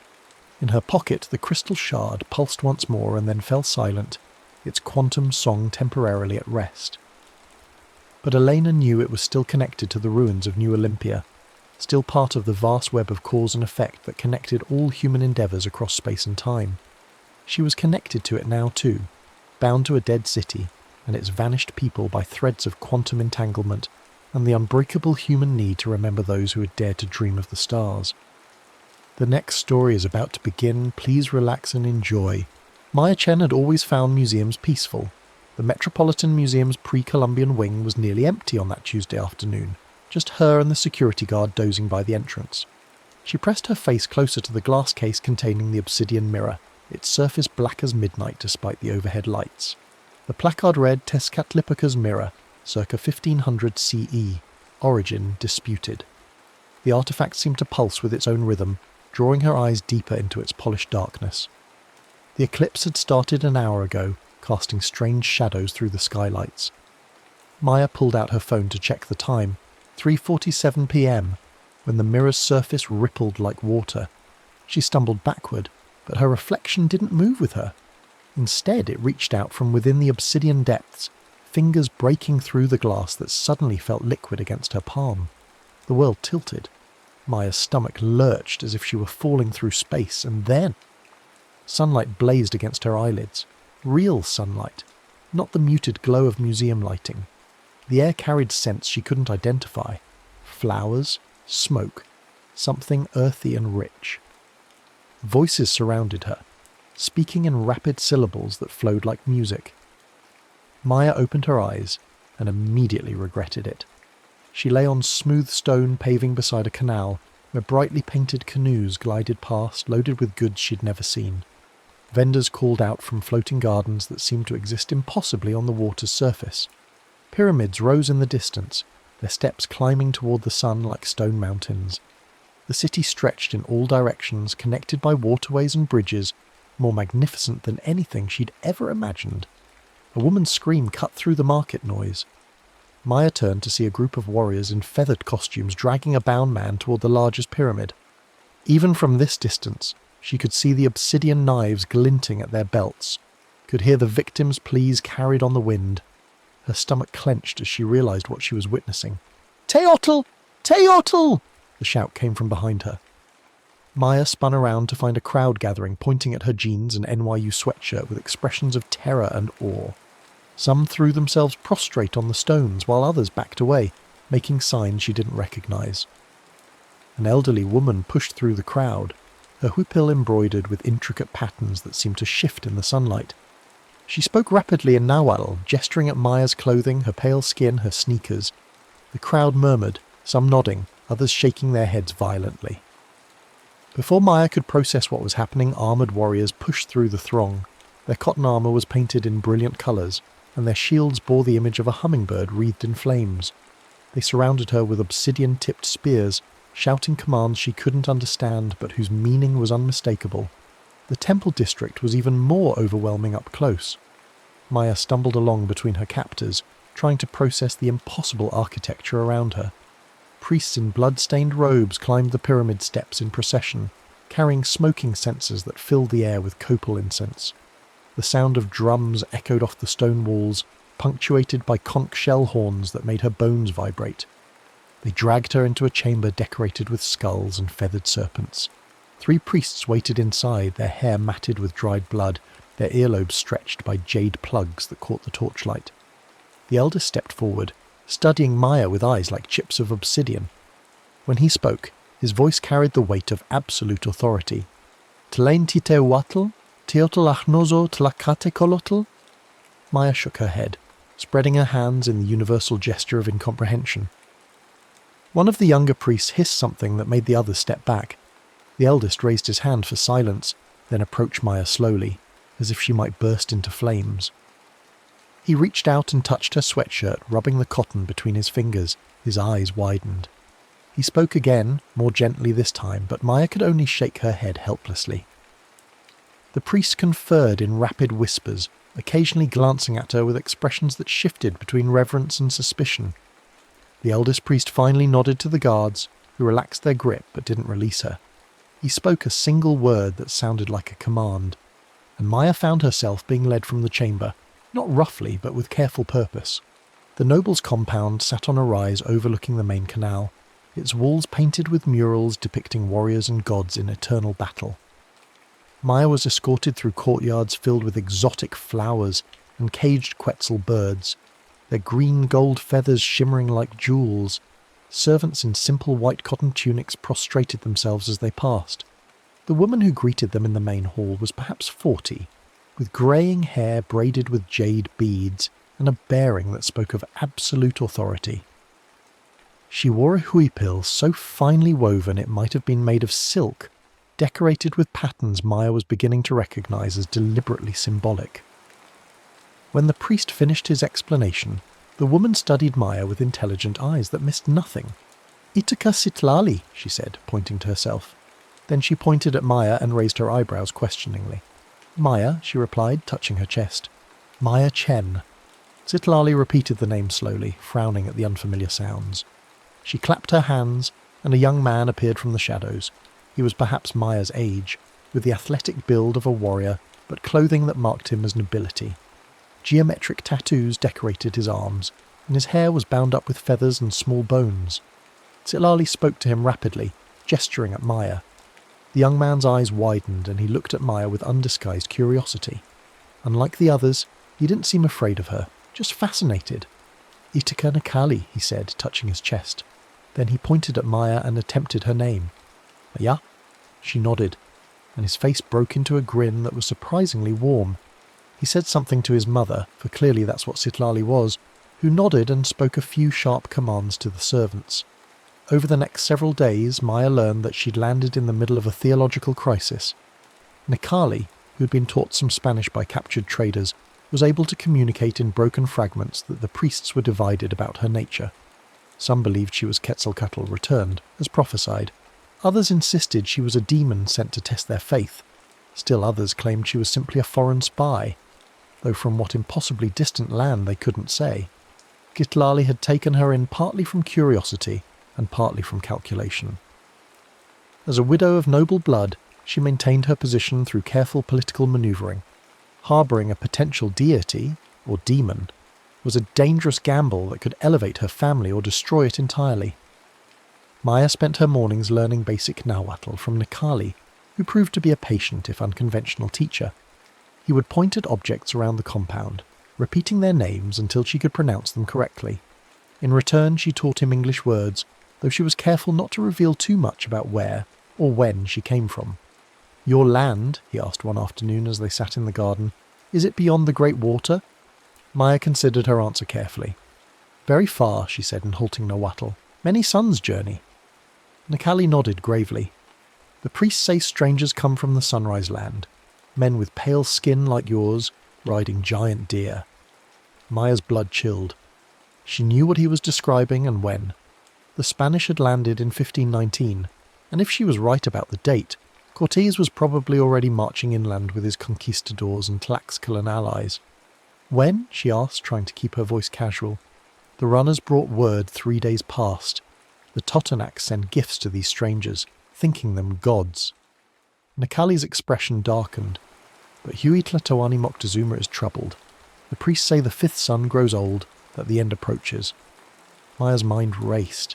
She was witnessing history at its most crucial turning point, but any knowledge she shared could brand her as a prophet or a blasphemer. Either role was likely to end with her heart cut out on a temple altar. The compound's routines became familiar over the following weeks. She learned to navigate the complex hierarchies of servants and nobles, to recognise the different classes of priests by their dress and scarification. The sight of daily sacrifices at the neighbourhood temples never stopped making her sick, but she learned to hide her revulsion behind a mask of respectful incomprehension. Citlali treated her as an honoured guest whose true nature remained mysterious. She was given fine clothes in the Aztec style, a hoopoe embroidered with hummingbirds and flowering vines, a skirt that swept the ground as she walked. Servants brought her meals of unfamiliar but delicious foods, chocolate thick with honey and spices, tamales stuffed with turkey and chilies, fruits that tasted like nothing she'd ever experienced. But underneath the comfort lay constant tension. Guards watched her at all times, and she caught servants making protective signs when they thought she wasn't looking. Messages arrived frequently from the palace, and each one left Citlali looking more worried. The summons came on a morning when storm clouds gathered over the valley, turning the sky the colour of old jade. Nikali burst into Maya's chamber, his face pale beneath his tattoos. "Mother says you must come quickly," he said in Spanish. "The Huey Tlatoani commands your presence." The imperial palace occupied an entire district of the city, its walls higher than cathedral spires and decorated with murals that told the history of the Aztec people. Maya was escorted through courtyards filled with exotic animals. Jaguars pacing in gilded cages, quetzal birds whose feathers were worth more than gold, tanks containing creatures she couldn't identify. The throne room was a symphony of precious materials. Moctezuma II sat on a throne carved from a single block of jade, wearing a headdress of quetzal feathers that seemed to capture and reflect light like green fire. His huipil was woven with threads of actual gold, and jade plugs stretched his earlobes to inhuman proportions. He was younger than Maya had expected, perhaps 40, with intelligent eyes that held depths of calculation she couldn't fathom. The Emperor studied her for long minutes without speaking, while courtiers and priests arranged themselves around the chamber according to strict protocols. Maya kept her eyes downcast as Nikali had instructed, but she could feel Moctezuma's gaze like a weight on her shoulders. When he finally spoke, his voice was surprisingly soft, almost musical. An interpreter translated his words into Spanish for her benefit. "The Huey Tlatoni says you're not of this world. The priests have cast divinations. Some say you herald the return of Quetzalcoatl. Others claim you are a demon sent by Tezcatlipoca to test our faith. Still others believe you are simply a mortal from distant lands, though from where they cannot say. Maya remained silent, knowing that anything she said could be twisted to support any interpretation. He asks, "Which god sent you to Tenochtitlan?" The question hung in the air like incense smoke. Maya could feel dozens of eyes upon her, could sense the barely contained violence that surrounded the throne. One wrong word would see her dragged to the altar. "Great Lord," she said carefully, "I am only a traveller who has lost her way." The interpreter relayed her words. Moctezuma's expression didn't change, but several priests exchanged meaningful glances. The emperor spoke again. He says the gods do not send travellers by accident. You arrive when strange omens multiply, when pale-skinned strangers land upon our shores. The priests say the fifth sun ends, that our world faces transformation or destruction. Maya's heart hammered against her ribs. She thought of everything she knew about this moment in history, all the tragedy that was about to unfold. But sharing that knowledge would only convince them she was either divine or demonic. "I know nothing of such things, great lord. I seek only to return to my own people." This time when the interpreter spoke, Moctezuma leaned forward slightly. His next words chilled Maya's blood. He says, "If you are divine, you will be honoured above all others. If you are mortal, you will be sacrificed to ensure the gods' favour in the trials ahead. The priests will determine which you are through sacred tests." The tests began the next day. Maya was moved to a chamber within the temple complex, its walls decorated with images of flayed gods and flowering hearts. Priests came at all hours to study her, measuring her bones, examining her teeth, testing her blood against various substances whose purposes she didn't want to contemplate. They brought her foods that were clearly tests, some probably poisoned, others blessed or cursed in ways she couldn't understand. She ate sparingly and drank only water, claiming fasting was required by her distant gods. The priests noted everything, consulting their codices and casting lots with jade beads. Necali was allowed to visit once each day, ostensibly to serve as interpreter, but really to gather intelligence for his mother. Through him, Maya learned that the situation in the city was deteriorating rapidly. More reports arrived daily of the Spanish advance. Montezuma had ordered gifts sent to the strangers, hoping to appease them if they were indeed gods, but the priests were split on how to respond. "Some say we should attack immediately," Necali whispered during one visit. "Others counsel waiting to see if the strangers prove themselves divine. The Huey Tlatoni grows more troubled each day." Maya wanted desperately to warn him, to somehow change the course of history she knew was coming. But any specific knowledge would only damn her. She was trapped between silence and prophecy, both equally dangerous. The crisis came during the festival of Toxcatl.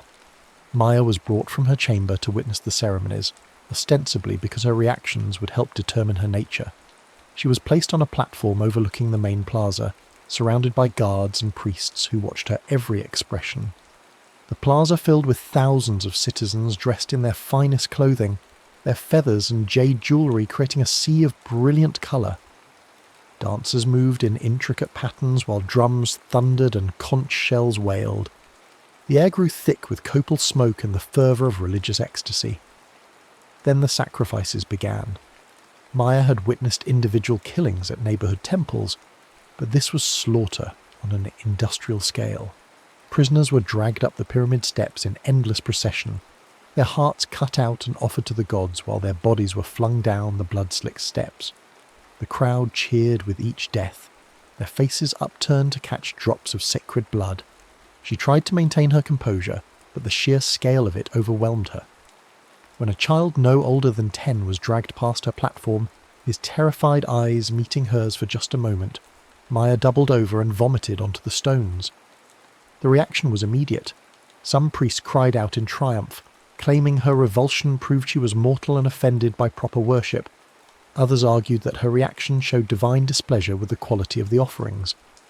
Necali tried to explain that she came from a land where such practices were unknown, but his words only fueled the debate.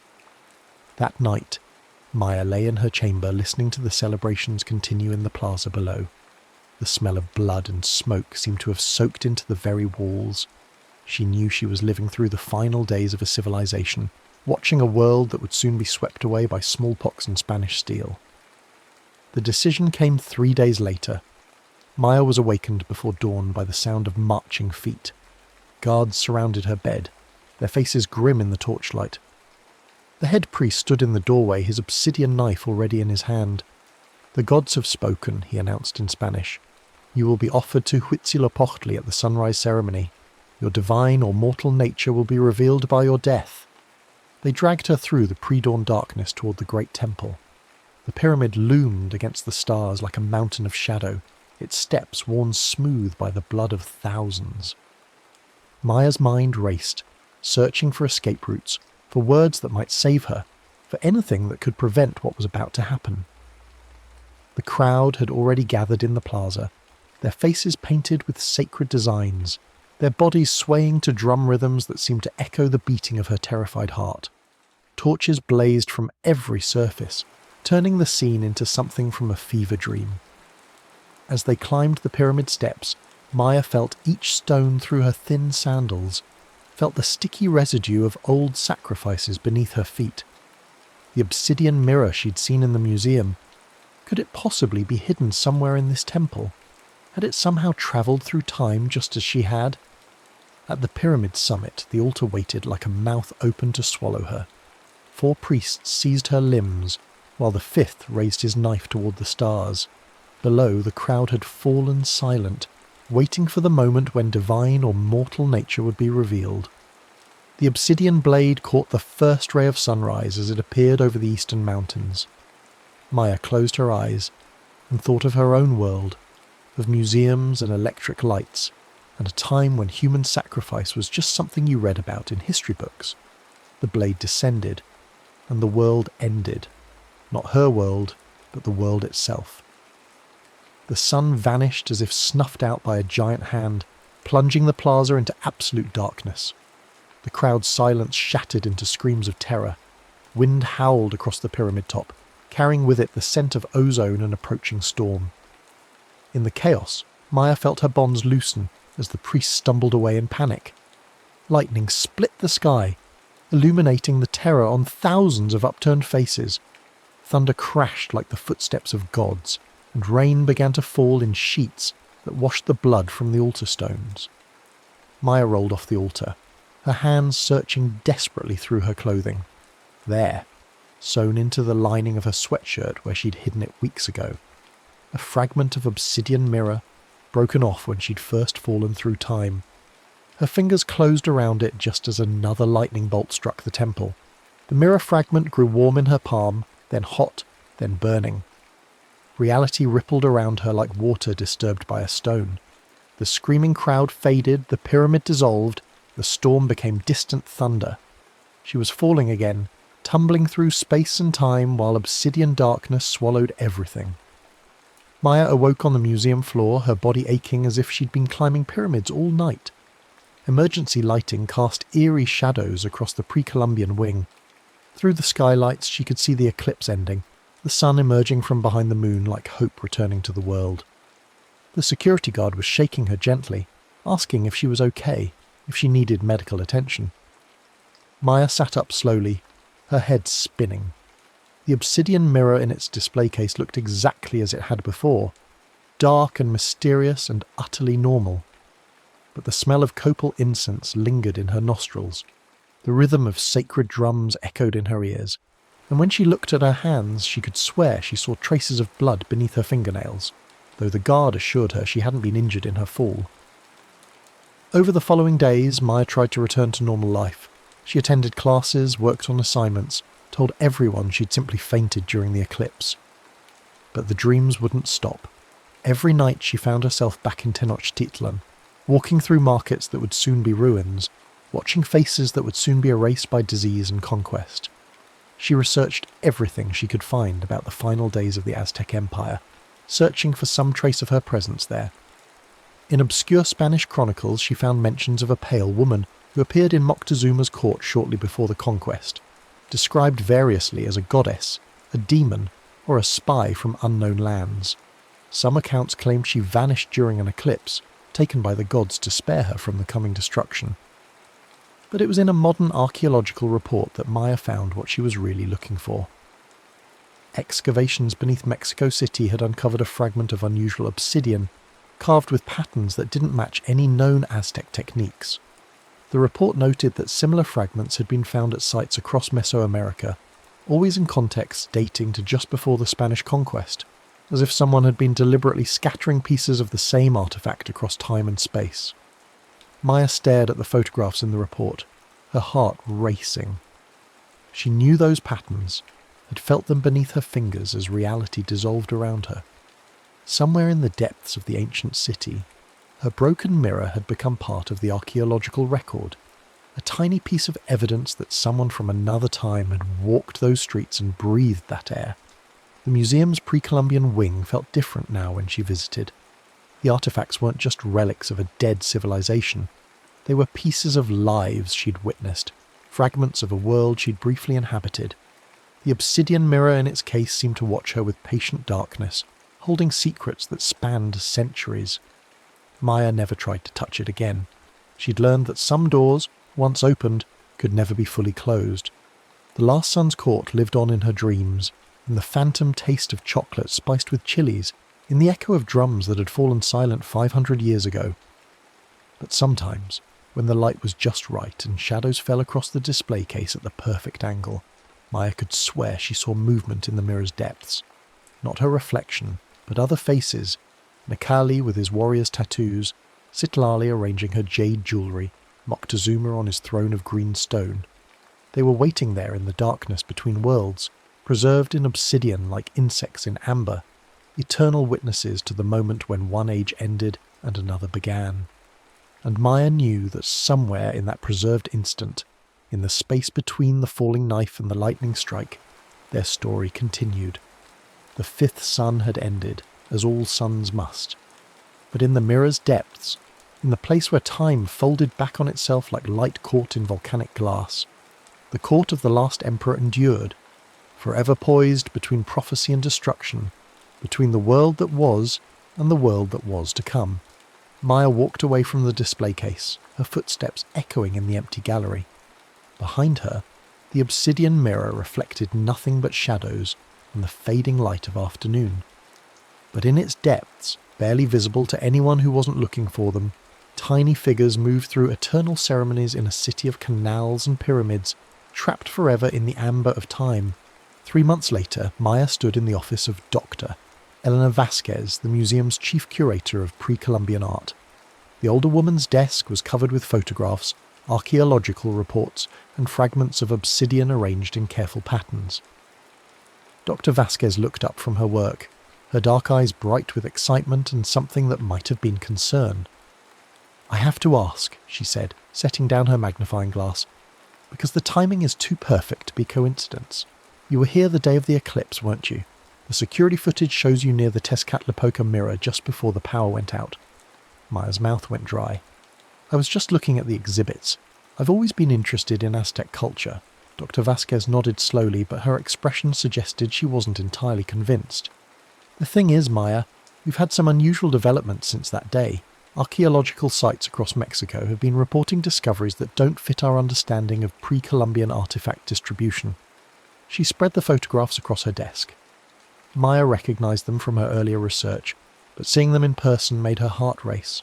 Fragments of obsidian, each carved with intricate patterns that seemed to shift and flow when viewed directly. "These pieces are appearing in excavations from Tenochtitlan to Chichen Itza," Dr. Vasquez continued, "all in contexts that date to exactly 1519. But here's what's strange. The obsidian doesn't match any known sources from that period. The crystalline structure is unusual, almost as if it existed outside normal geological processes." Maya forced her voice to remain steady. "What do you think it means?" "That's what I was hoping you might help me understand." Dr. Vasquez picked up one of the photographs, studying it intently. "You see, I've been researching the mirror in our collection. Its provenance has always been mysterious. It appeared in a private collection in the 1920s with no clear documentation of its origin. But recently, I've begun to suspect it might be more than just a ritual object." She pulled out a thick folder filled with historical documents, some so old the ink had faded to brown scratches on yellowed paper. Spanish chronicles from the conquest period mention a woman who appeared in Moctezuma's court shortly before Cortés arrived. She was described as having pale skin and speaking in an unknown tongue. Some accounts claim she could predict eclipses, others that she vanished during one. Maya's hands trembled as she recognised passages she'd read during her own research, but Dr. Vasquez was turning pages to documents Maya had never seen before. Private letters, journal entries, marginalia in Spanish religious texts. The interesting thing, Dr. Vasquez continued, is that several independent sources describe her as carrying a fragment of black stone that seemed to capture light like a mirror. One Franciscan monk wrote that she claimed it was a piece of the mirror that shows all times at once. The room felt suddenly cold despite the afternoon sun streaming through the windows. Maya realised Dr. Vasquez was studying her reaction carefully, looking for signs of recognition or guilt. "Dr. Vasquez," Maya said slowly, "what exactly are you asking me?" The curator leaned back in her chair, her fingers steepled in front of her.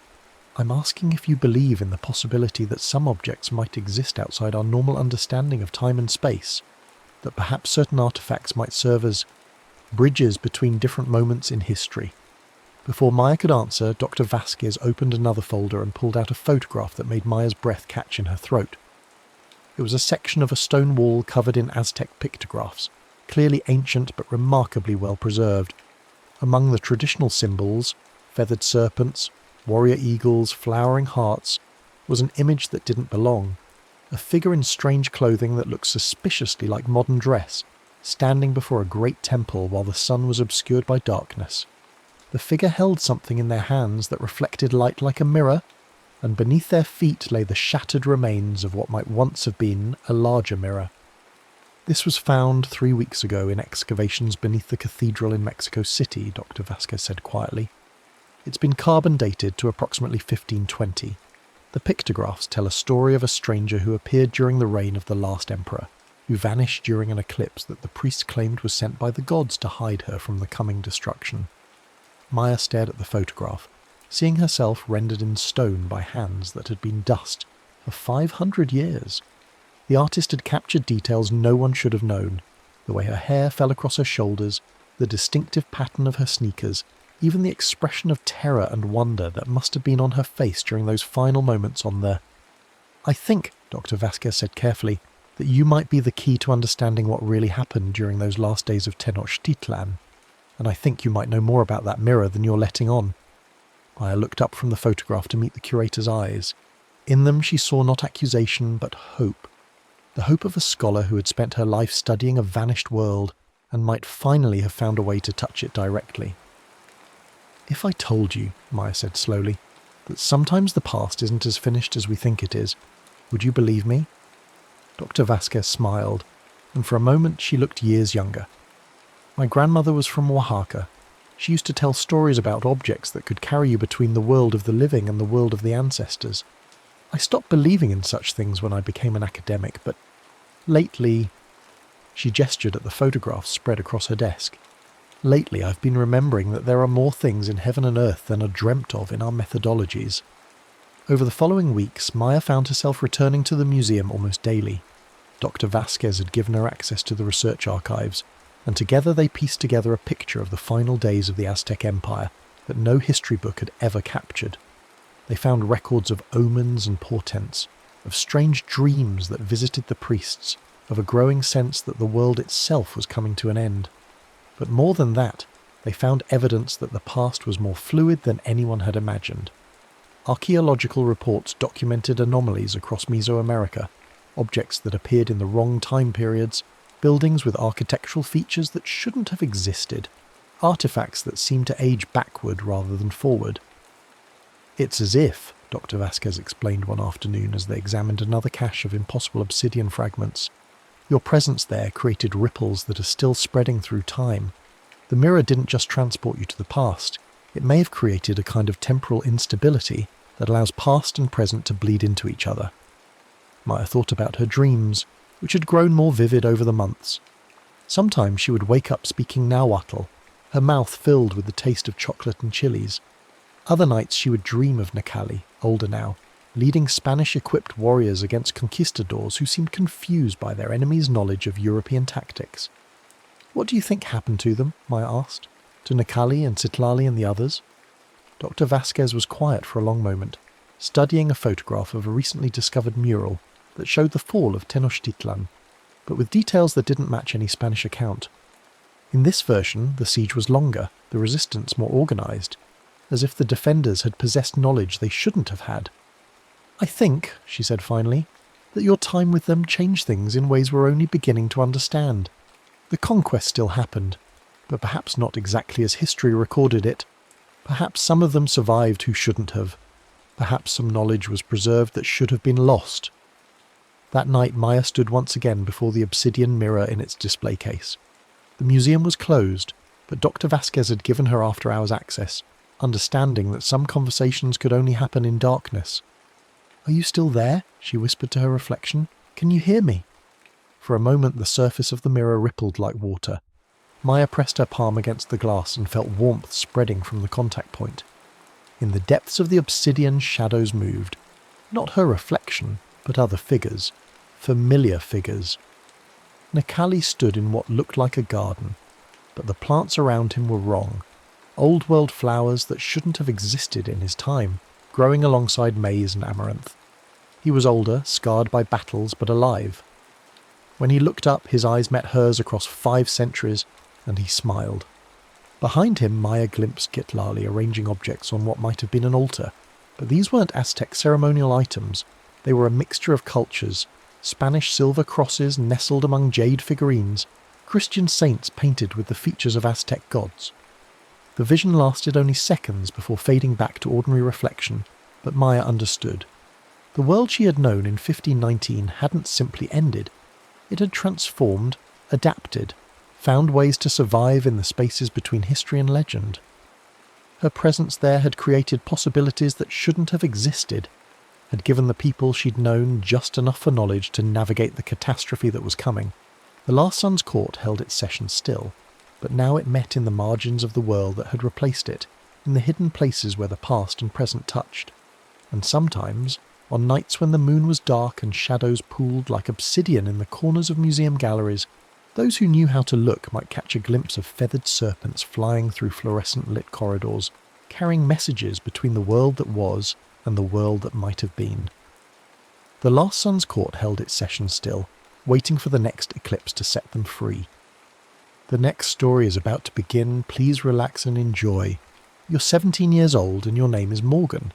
You've always been drawn to old things. Antique shops, historical documentaries, the musty corners of libraries where forgotten books gather dust. Today, that fascination leads you down a narrow alley behind the demolition site of the old Whitmore building, where construction workers unearthed something that shouldn't exist. A medieval manuscript bound in cracked leather, its pages yellow as bone. The moment your fingers trace the strange symbols on its cover, the world tilts sideways, reality cracks like broken glass, and you tumble through darkness into a nightmare that history tried to forget. You wake face down in something wet and foul-smelling. The ground beneath you isn't concrete but cobblestone slick with substances you don't want to identify. Your modern clothes are now stained with mud and worse. The air hits you like a physical blow, thick, putrid, carrying the stench of human waste, rotting meat, and something sweet and cloying that makes your stomach lurch. Church bells are ringing with desperate urgency, an endless tolling that seems to shake the very stones beneath your feet. Rising unsteadily, you find yourself in what might charitably be called a street, though it's more like an open sewer running between buildings that lean against each other like drunken giants. The structures are wooden, their upper stories jutting out over the narrow passage, blocking most of the grey sky above. Windows are shuttered tight, but through the cracks you glimpse candlelight and hear whispered prayers in languages that sound almost familiar but not quite right. A cart rounds the corner ahead, its wooden wheels grinding against the stones. The man pushing it wears robes of coarse brown cloth, his head covered by a hood that casts his face in shadow. But it's not the man that makes your blood freeze. It's what he's carrying. Bodies.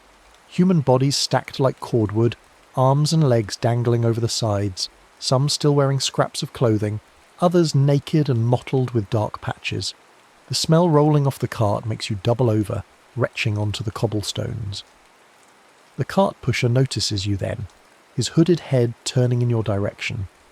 He mutters something in that strange, almost English, asking what you're doing here, why you're dressed so strangely, whether you've come from the eastern districts where the pestilence is worst.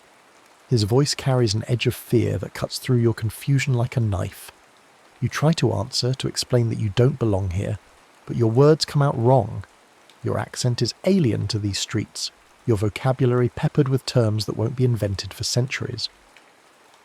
The man takes a step backward, his hand moving to a knife at his belt.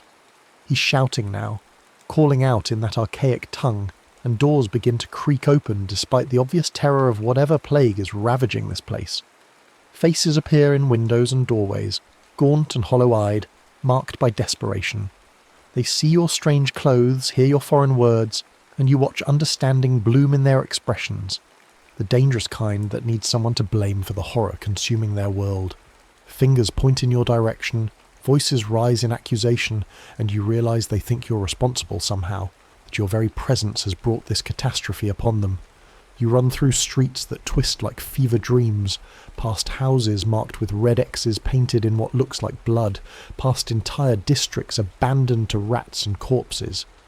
Behind you, voices rise in pursuit, spreading word of the strange foreign devil who walks among them in the time of pestilence. This isn't a reenactment. This isn't a dream. Somehow, impossibly, you've been thrown back to medieval Europe in the grip of the Black Death, the plague that killed 1/3 of the continent's population. The manuscript was more than just an artifact. It was a doorway, a crack in time itself, and you've fallen through it into history's darkest streets. Finding shelter becomes your first priority. You discover an abandoned house where the previous occupants are long gone. Whether they fled or died becomes clear when you find the remains in the back room. A family of 4, huddled together in what might have been a final embrace. The sight should horrify you more than it does, but you're already learning to see death as just another feature of the landscape. You make camp in the front room and try to take stock of your situation. Your modern knowledge feels simultaneously precious and useless here. You know about bacteria and viruses, understand the basics of sanitation and disease transmission, but what good does that do when you're surrounded by people who believe illness is caused by bad air, divine punishment, or the malicious influence of foreigners? Your very attempts to help might be seen as witchcraft. The first few days blur together in a haze of hunger, fear, and desperate adaptation. You learn to scavenge food from abandoned houses, find water in wells that haven't been contaminated by corpses, and most importantly, hide when the living pass by, because the living in this time and place are often more dangerous than the dead. It's during one of these hiding sessions that you witness a procession of flagellants, religious extremists walking naked through the streets while whipping themselves with knotted cords, their backs raw and bleeding, their voices raised in anguished prayer. But it's not the religious procession that captures your attention. It's the family watching from a nearby doorway. A mother, father, and young daughter, all bearing the telltale signs of the plague. Dark swellings under their arms and necks, fever-bright eyes, the way they lean against each other for support. That night you hear screaming from their house. By morning, silence. Your isolation begins to weigh on you as weeks pass. You begin to take risks, venturing out during daylight, trying to observe the survivors from a distance. It's during one of these reconnaissance missions that you encounter someone who changes everything. Her name is Beatrice, perhaps 20 years old, with practical intelligence that comes from making do with scraps. She was an apothecary's apprentice before the plague took her master along with most of his knowledge. She finds you trying to treat a wound on your leg, cleaning it with boiled water and wrapping it in clean cloth. Your methods mark you as either remarkably wise or suspiciously knowledgeable. You know the ways of healing, she observes. But your methods are strange. From what land do you come? You struggle with how to answer, settling on a version that might be believable, that you're from a distant country with different ways of understanding sickness and health. Beatrice accepts this with pragmatic resignation. What matters to her is not where your knowledge comes from, but whether it can save lives. She becomes your guide to this nightmarish world, teaching you which wells are safe, which districts to avoid, how to blend in without immediately marking yourself as an outsider. Under her tutelage, you begin venturing into populated areas, always careful, always ready to run, but no longer completely isolated from human society. What you find there is both better and worse than expected. Yes, there is death everywhere, but there is also life, stubborn and determined. You see incredible kindness. A baker giving away his last loaves to hungry children, nuns caring for plague victims despite knowing their service will likely mean death. You also see cruelty that defies comprehension, mobs dragging suspected plague spreaders through streets, families abandoning sick relatives, entire communities turning on their Jewish neighbours in fits of misdirected rage. The duality of human nature, displayed in its rawest form, becomes a constant presence. The same people who might share their last bread could, hours later, join a mob calling for a stranger's execution. Fear, you begin to understand, is more contagious than any disease. This understanding drives you to your first real attempt at intervention. Despite Beatrice's warnings, you can't stand by and watch as the merchant family succumbs to plague when you think you know how to save them. Your plan is simple: isolate the infected, maintain strict hygiene, ensure proper nutrition and hydration. For a while, it seems to work.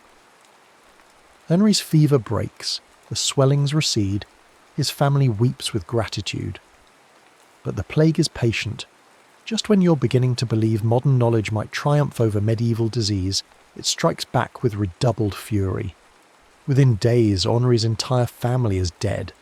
You find their bodies arranged in their bed together, their faces peaceful despite the horror of their final hours. The failure hits you harder than anything since arriving. These people trusted you, believed in you, died believing you were trying to save them. Your past catches up with you in the worst possible way. Someone has been watching your activities, noting your strange methods. You're in the market square when accusations begin to fly. Plague-bringer, foreign devil, witch. The crowd turns toward you with focused intensity, hands reaching for stones, for clubs, for anything that can be used as a weapon. You run, but this time the pursuit is organised. They corner you in front of the cathedral where a priest emerges, his white robes pristine despite the filth around him. He raises his hands for silence, then builds the theological case for your execution with practiced ease. Foreign influences, he explains, are how Satan introduces pestilence into God-fearing communities. Your strange healing practices are clearly diabolic, designed to give false hope before delivering victims to evil. Through the pain and terror of being bound, you catch sight of Beatrice in the crowd. Your eyes meet, and you see betrayal, not the hot anger of deliberate treachery, but the cold calculation of survival. She's been questioned, pressured, threatened, and chosen the rational path. The priest raises a burning brand above his head, and the crowd falls silent in anticipation. He opens his mouth to give the final blessing, and that's when the first person in the crowd begins to cough, the wet, rattling sound of final stage plague infection. Blood spatters from the man's mouth, and panic explodes through the crowd like a lit fuse reaching powder. People scatter in all directions, the carefully orchestrated execution dissolving into chaos. You manage to work your hands free from loosened ropes and escape in the confusion. Halfway across the square, Beatrice grabs your shoulder. "Forgive me," she whispers. "The relic, the thing that brought you here. I know where it is. The priests have it in the cathedral crypt. They think it's cursed, but if it brought you to this time, getting into the cathedral proves easier than expected. Everyone else is trying to get out." The manuscript waits in a chamber below, displayed on a stone pedestal, but it's not the same book you remember. This version is older, more corrupted, its pages covered with text in multiple languages layered over each other like palimpsests. As you approach, the temperature drops noticeably, and whispers seem to echo from the pages themselves. From above, voices echo down. Your pursuers have found the cathedral entrance. There's no time for hesitation. Your hand closes on the manuscript's cover, and the world explodes into sensation. This time, the journey tears at you like a physical force, ripping you away from the medieval crypt with violence that feels like it's pulling your atoms apart. Colours that have no names bleed across your vision. You're falling through time itself, tumbling through centuries of human history, catching glimpses of wars and plagues and famines. The manuscript burns in your hands like a piece of the sun, but you don't dare let go. Then, suddenly it ends. You're lying on concrete, modern concrete, behind the Whitmore building. The air smells of exhaust and hot asphalt. Traffic sounds filter in from nearby streets. Your clothes are torn and stained, reeking of smoke and death. The manuscript lies beside you, once again just an old book giving no hint of the doorway to hell it contained. Standing leaves you dizzy and nauseous. According to your phone, only a few hours have passed since you first found the manuscript, as if your weeks in medieval Europe occurred outside normal time. The rational part of your mind constructs explanations. Heat exhaustion, chemical reactions, head injury causing elaborate hallucinations.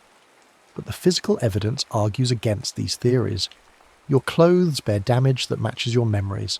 Your hands show rope burns from medieval bindings. Most convincingly, you reek of wood smoke and human waste and plague-infected bodies, odours so specific your imagination couldn't have invented them. You want to throw the manuscript away, but your hands won't cooperate. Despite everything, some part of you wonders what other secrets it might contain, what other times and places might be accessible through its stained pages. Your apartment feels simultaneously familiar and alien. The refrigerator hums contentedly, full of fresh food. Clean water flows from taps. Electric lights banish darkness. These miracles of modern civilization now seem almost supernatural. You stand under a hot shower for nearly an hour, but no amount of soap can wash away the memories. Sleep brings no peace. Your dreams are filled with corpse carts and plague boils, with the faces of the merchant family as they died despite your efforts, with Beatrice's eyes in that moment of betrayal. You wake repeatedly, sheets soaked with sweat, convinced you can hear medieval voices calling your name. Days blur into weeks as trauma settles into your bones like chronic illness. You try to return to normal routine, school, friends, ordinary activities, but everything feels hollow, meaningless. Your classmates complain about homework while you struggle not to laugh at the insignificance of their concerns. Teachers assign essays about historical periods you've now experienced firsthand, and your accounts are so vivid they attract uncomfortable attention. The manuscript sits on your desk, waiting. Some days you can ignore it completely. Other days, its presence fills your apartment like poisonous gas. You research its origins but find no record of anything matching its description, as if it materialized from nowhere specifically to find you. Gradually, you understand you'll never truly escape what you experienced. The plague streets exist now inside your mind, a permanent overlay on your perception of reality. When you see homeless people, you think of medieval beggars dying alone. When news mentions disease outbreaks, you remember corpse cart wheels grinding against cobblestones. Most disturbing when you observe modern cruelties, the way people ignore suffering, blame victims, turn away from inconvenient truths. You recognise the same impulses that drove medieval mobs to hunt scapegoats. Your friends notice the change, how you've become withdrawn and distracted. They try to help with parties and movies, but their efforts only emphasise how completely you've been changed. Dr. Martinez, the therapist your parents find, has techniques for dealing with trauma, but when you try to explain your nightmares, carefully edited to remove supernatural elements, her responses feel inadequate. When news breaks of a flu outbreak in the next county, it triggers something primal in your nervous system. You find yourself checking infection rates obsessively, stockpiling supplies, having panic attacks over increased hand-washing protocols at school. The manuscript seems to pulse with malevolent energy, text appearing in margins like fresh ink, symbols shifting when you're not looking directly. You start researching other historical pandemics, Spanish flu, AIDS, recurring cholera outbreaks. The patterns are always the same: fear, scapegoating, social breakdown, the collapse of normal moral boundaries. This knowledge makes you hypersensitive to warning signs in your own community. When people make jokes about avoiding certain restaurants due to flu fears, you hear echoes of medieval mobs blaming Jewish communities. When politicians discuss closing borders, you remember plague cities sealing their gates. Your family worries when you begin serious stockpiling. Medical supplies, batteries, portable radios, equipment suggesting preparation for complete societal breakdown. Your mother finds your cache and confronts you tearfully, asking if you're planning to hurt yourself. "I'm not suicidal," you assure her. "I just want to be prepared." You don't understand what can happen when things fall apart. But how do you explain that you've seen the apocalypse, walked through it, felt its claws rake across your soul? Spring arrives, but you greet it with suspicion rather than hope. You've learned that seasons change regardless of human suffering, that flowers bloom over mass graves. Your grades slip as your ability to focus deteriorates. high school concerns, tests, college applications, social hierarchies feel like elaborate games played by people who don't understand how fragile their world really is. Manuscript remains your only constant, your secret burden and impossible proof. On quiet nights, when carrying this secret becomes unbearable, you find yourself opening it and staring at its pages, not daring to focus too intently but unable to look away. Other times beckon from those ancient pages, other disasters, other plagues, other moments when human nature revealed its true face. You're 17 years old, and you have become the keeper of secrets that could drive you insane. The knowledge of what humans really are beneath their veneer of civilization weighs on you like armor made of lead, protecting you from illusions while slowly crushing your spirit. And still, despite everything, despite the trauma and isolation and crushing weight of impossible knowledge, part of you wonders what other truths wait in those shifting pages. The manuscript waits, patient as centuries, knowing you'll return eventually, drawn by the same curiosity that brought you to it in the first place. It knows that some hungers, once awakened, can never be satisfied by the ordinary world. You're 17 years old, and you carry the plague streets inside you like an infection that will never heal, a reminder that reality is far more fragile and terrible than anyone who hasn't walked through hell could possibly understand. The question haunting your dreams isn't whether you'll use the manuscript again, it's whether you'll be strong enough to survive what you find when you do. The next story is about to begin, please relax and enjoy. The laboratory smelled of ozone and burnt copper, a scent that had become as familiar to Elias Carter as his own breath. At 15, he moved through the maze of his parents' equipment with practiced stealth, dodging motion sensors and avoiding the blinking red lights that would betray his presence. Dr. Sarah Carter and Dr. Marcus Carter were brilliant quantum physicists, but they were also infuriatingly protective of their work, treating their son like he was still 8 years old instead of nearly 16. Tonight was different though. Tonight Elias had spotted something new among the usual array of particle accelerators and temporal field generators, a sleek metallic glove that seemed to shimmer with its own inner light. It sat alone on a workbench, connected to a complex web of cables and monitoring devices, with warning labels plastered across its surface in 3 languages. Elias had always been curious to a fault, the kind of boy who took apart alarm clocks to understand time itself, who read his parents' research papers like bedtime stories.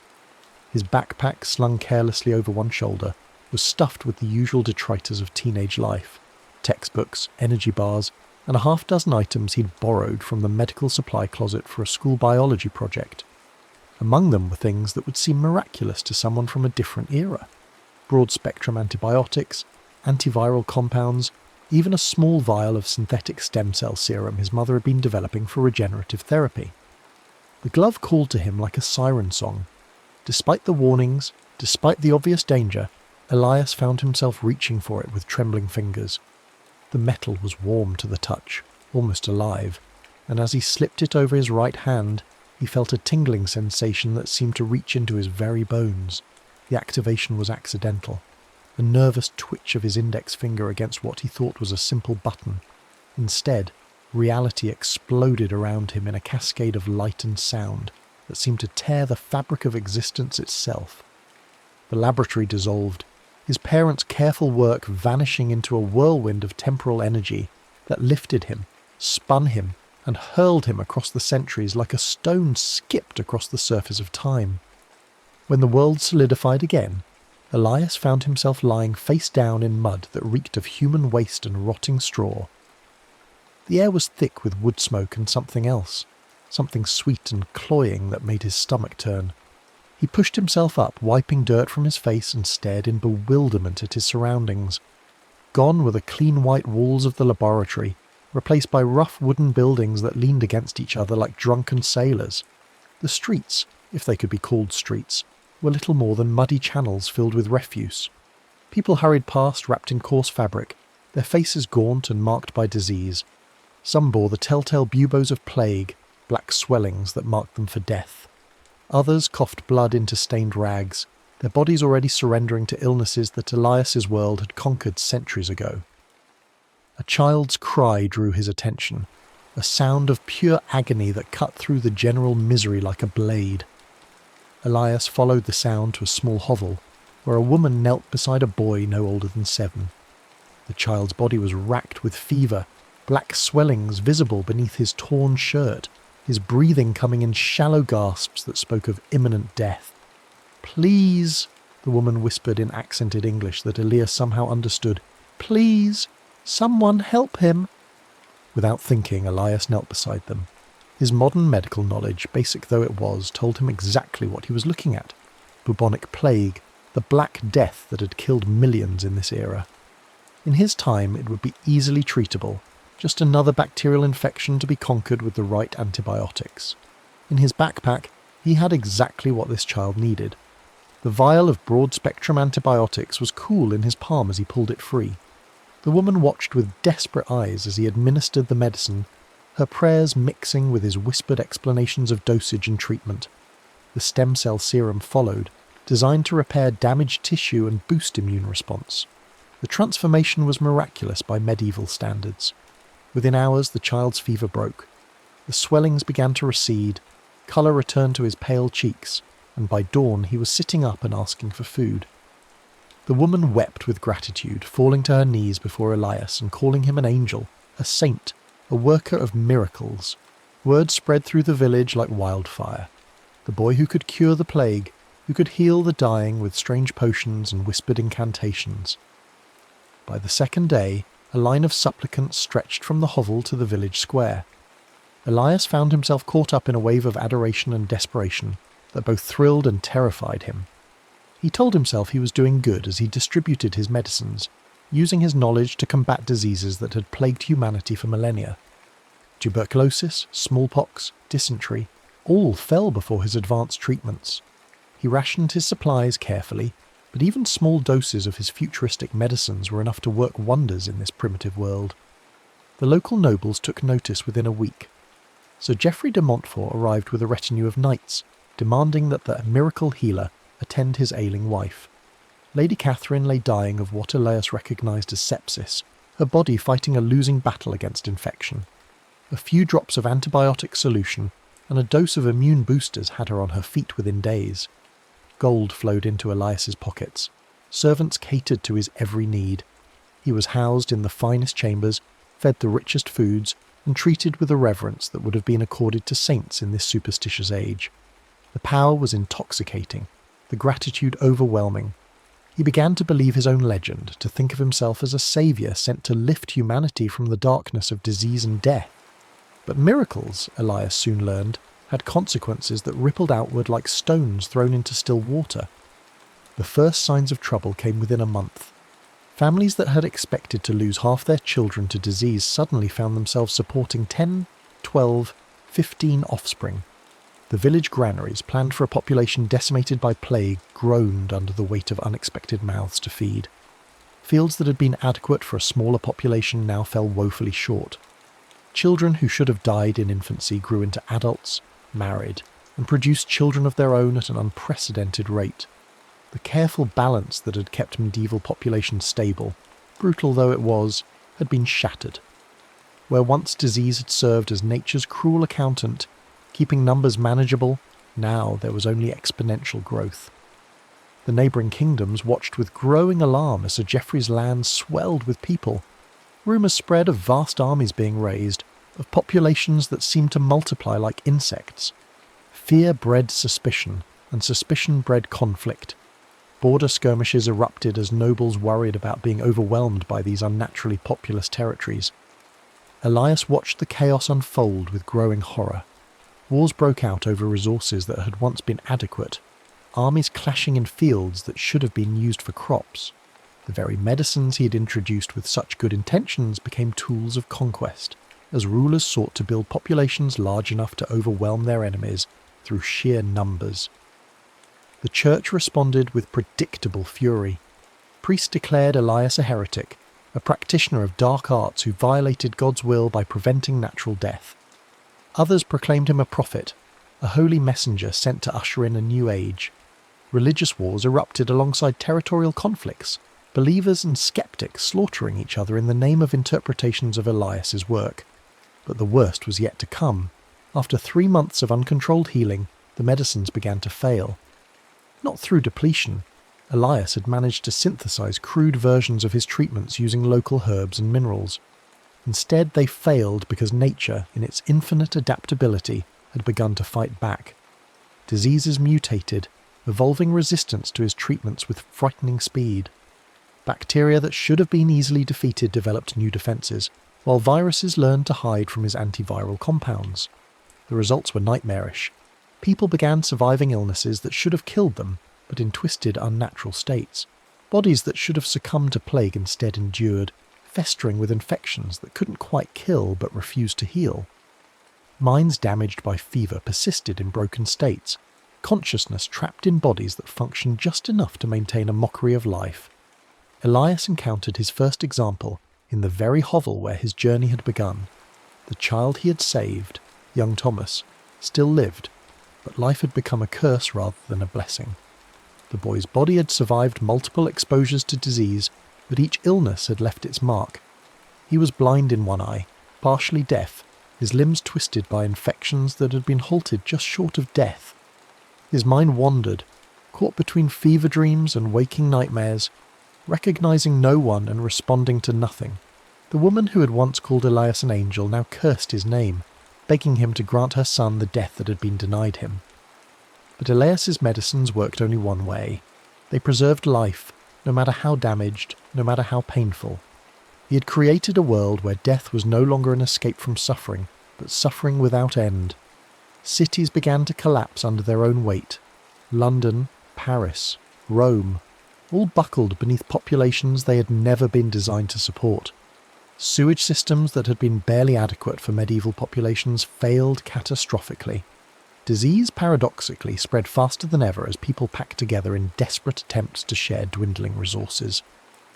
The unnaturally alive wandered the roads in growing numbers, people whose bodies refused to die despite injuries that should have been fatal, illnesses that should have claimed them, starvation that should have provided merciful release. They moved in shambling hordes, not quite dead but no longer truly living, spreading their mutated ailments wherever they went. Elias realized with dawning horror that he had created something far worse than the Black Death he had sought to cure.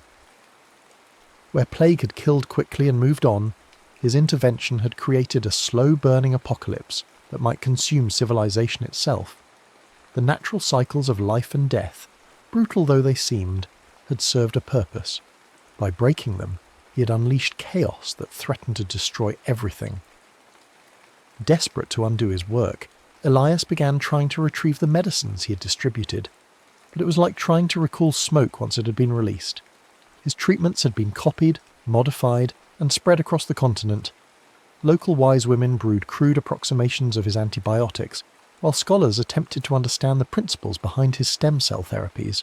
The knowledge had taken root and was growing beyond his ability to control or contain. The time glove still functioned, its charge somehow maintained by the temporal field generators built into its core. Elias stared at it night after night, wrestling with an impossible decision. He could travel back again, prevent his younger self from ever making this trip, erase the entire nightmare timeline he had created.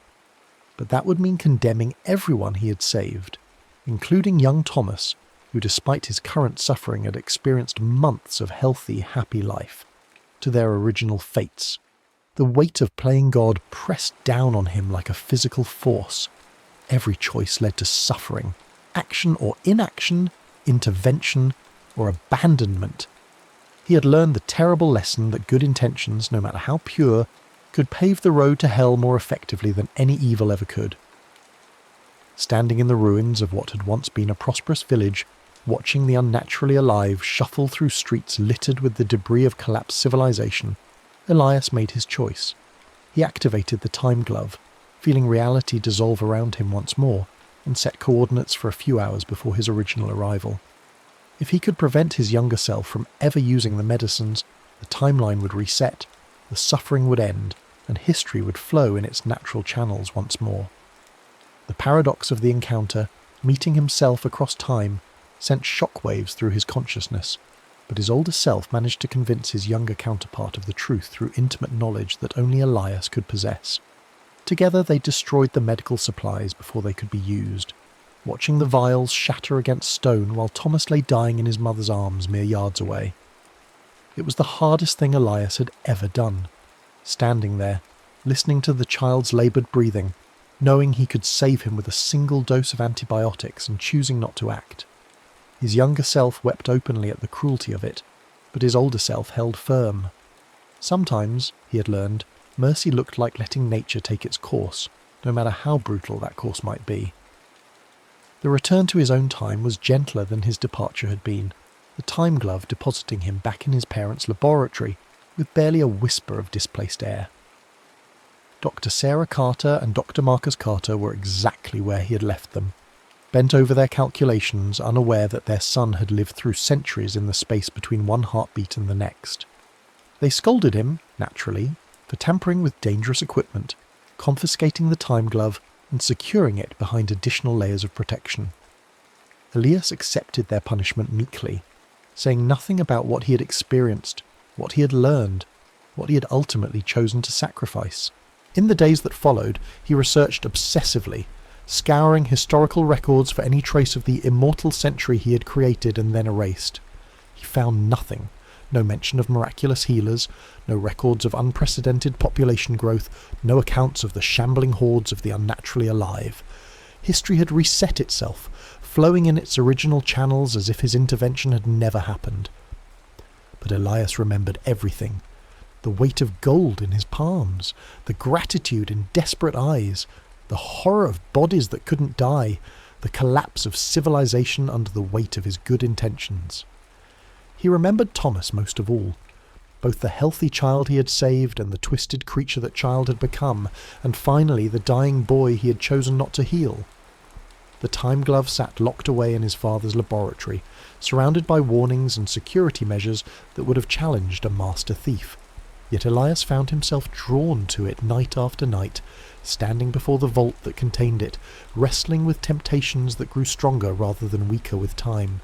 He knew things now, terrible, wonderful things about the nature of history, about the delicate balance that kept civilization functioning, about the prices that had to be paid for progress. He had seen how easily the future could be destroyed by attempts to fix the past, how good intentions could lead to consequences more horrific than the problems they sought to solve. Yet the knowledge burned within him like a fever. Somewhere in the past, people were suffering from diseases he could cure, dying from conditions he could treat, enduring pain he could alleviate with a word. The power to help them sat mere feet away, locked behind barriers that his parents' own research could eventually overcome. The faces haunted him, not just Thomas, though the boy's image appeared most often in his dreams, but all the others. The woman who had lost 6 children to plague before he arrived, the noble lady whose beauty had been ravaged by smallpox, the countless thousands who had lived brief, painful lives in an age when death was common as breathing. Elias understood now why the time glove had been built with so many safeguards, why his parents had covered it with warnings in multiple languages. They had known, perhaps from their own experiments or from theoretical calculations, how dangerous it could be to tamper with the flow of history. The temptation to fix things was irresistible, but the consequences were invariably worse than the original problems. He thought about the natural cycles he had disrupted, birth and death, sickness and health, abundance and scarcity. They seemed cruel, arbitrary, unfair when viewed from the perspective of individual suffering. A child dying of plague was a tragedy. A woman losing her beauty to disease was heartbreaking. A population decimated by illness was a catastrophe that cried out for intervention. But viewed from the broader perspective of centuries, those same cycles served essential functions. They prevented overpopulation that would lead to starvation and war. They created selective pressures that drove evolution and adaptation.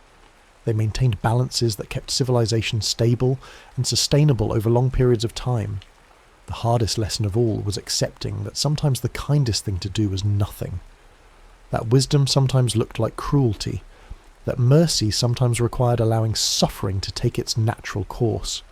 It was a lesson that went against every instinct Elias possessed, every impulse to help and heal and make things better. Standing before the vault night after night, he felt the weight of that knowledge settling into his bones. He was no longer the careless boy who had stumbled into his parents' laboratory seeking adventure. He had become something else, a keeper of dangerous wisdom, a guardian of temporal integrity, a person who understood the true cost of playing God. The time glove waited in its prison of the light and steel, patient as death itself, ready to carry him back to any moment in history he chose. The past spread out before him like a vast ocean of suffering, calling to him with the voices of millions who could be saved, should be saved, deserved to be saved. All he had to do was overcome the safeguards, activate the device, and step back into yesterday with the power to change everything. But Elias had learned to resist that call, no matter how loud it became. He had seen the true face of time, not a river that could be dammed or diverted at will, but a living thing with its own terrible wisdom, its own necessary cruelties, its own delicate balance that sustained life across the centuries. Some prices he now understood were too high to pay, no matter how noble the intention. Some cures were worse than the diseases they sought to treat, and some knowledge was too dangerous to act upon, no matter how desperately it wanted to be used. The laboratory fell silent around him as he turned away from the vault, leaving the time glove to its imprisonment. In the distance, he could hear his parents working late into the night, their voices low as they discussed equations and theories that might one day unlock the secrets of time itself. They were brilliant, dedicated scientists, driven by the same desire to help humanity that had nearly destroyed it in Elias's hands. He wondered if they would face the same temptations he had confronted, the same terrible choices between action and inaction. He wondered if they would have the strength to make the right decision when the moment came, to choose wisdom over compassion, restraint over intervention. For now, though, the secrets of time remained locked away, protected by barriers both physical and moral. The past continued its ancient dance of birth and death, sickness and health, joy and sorrow, unaware of how close it had come to being saved by a boy who had learned too late that some salvation was indistinguishable from damnation. Elias Carter walked away from the laboratory that night, carrying the weight of erased centuries, the memory of choices made and unmade, the knowledge of how fragile time truly was, and how easy it would always be to destroy the future by trying to fix the past.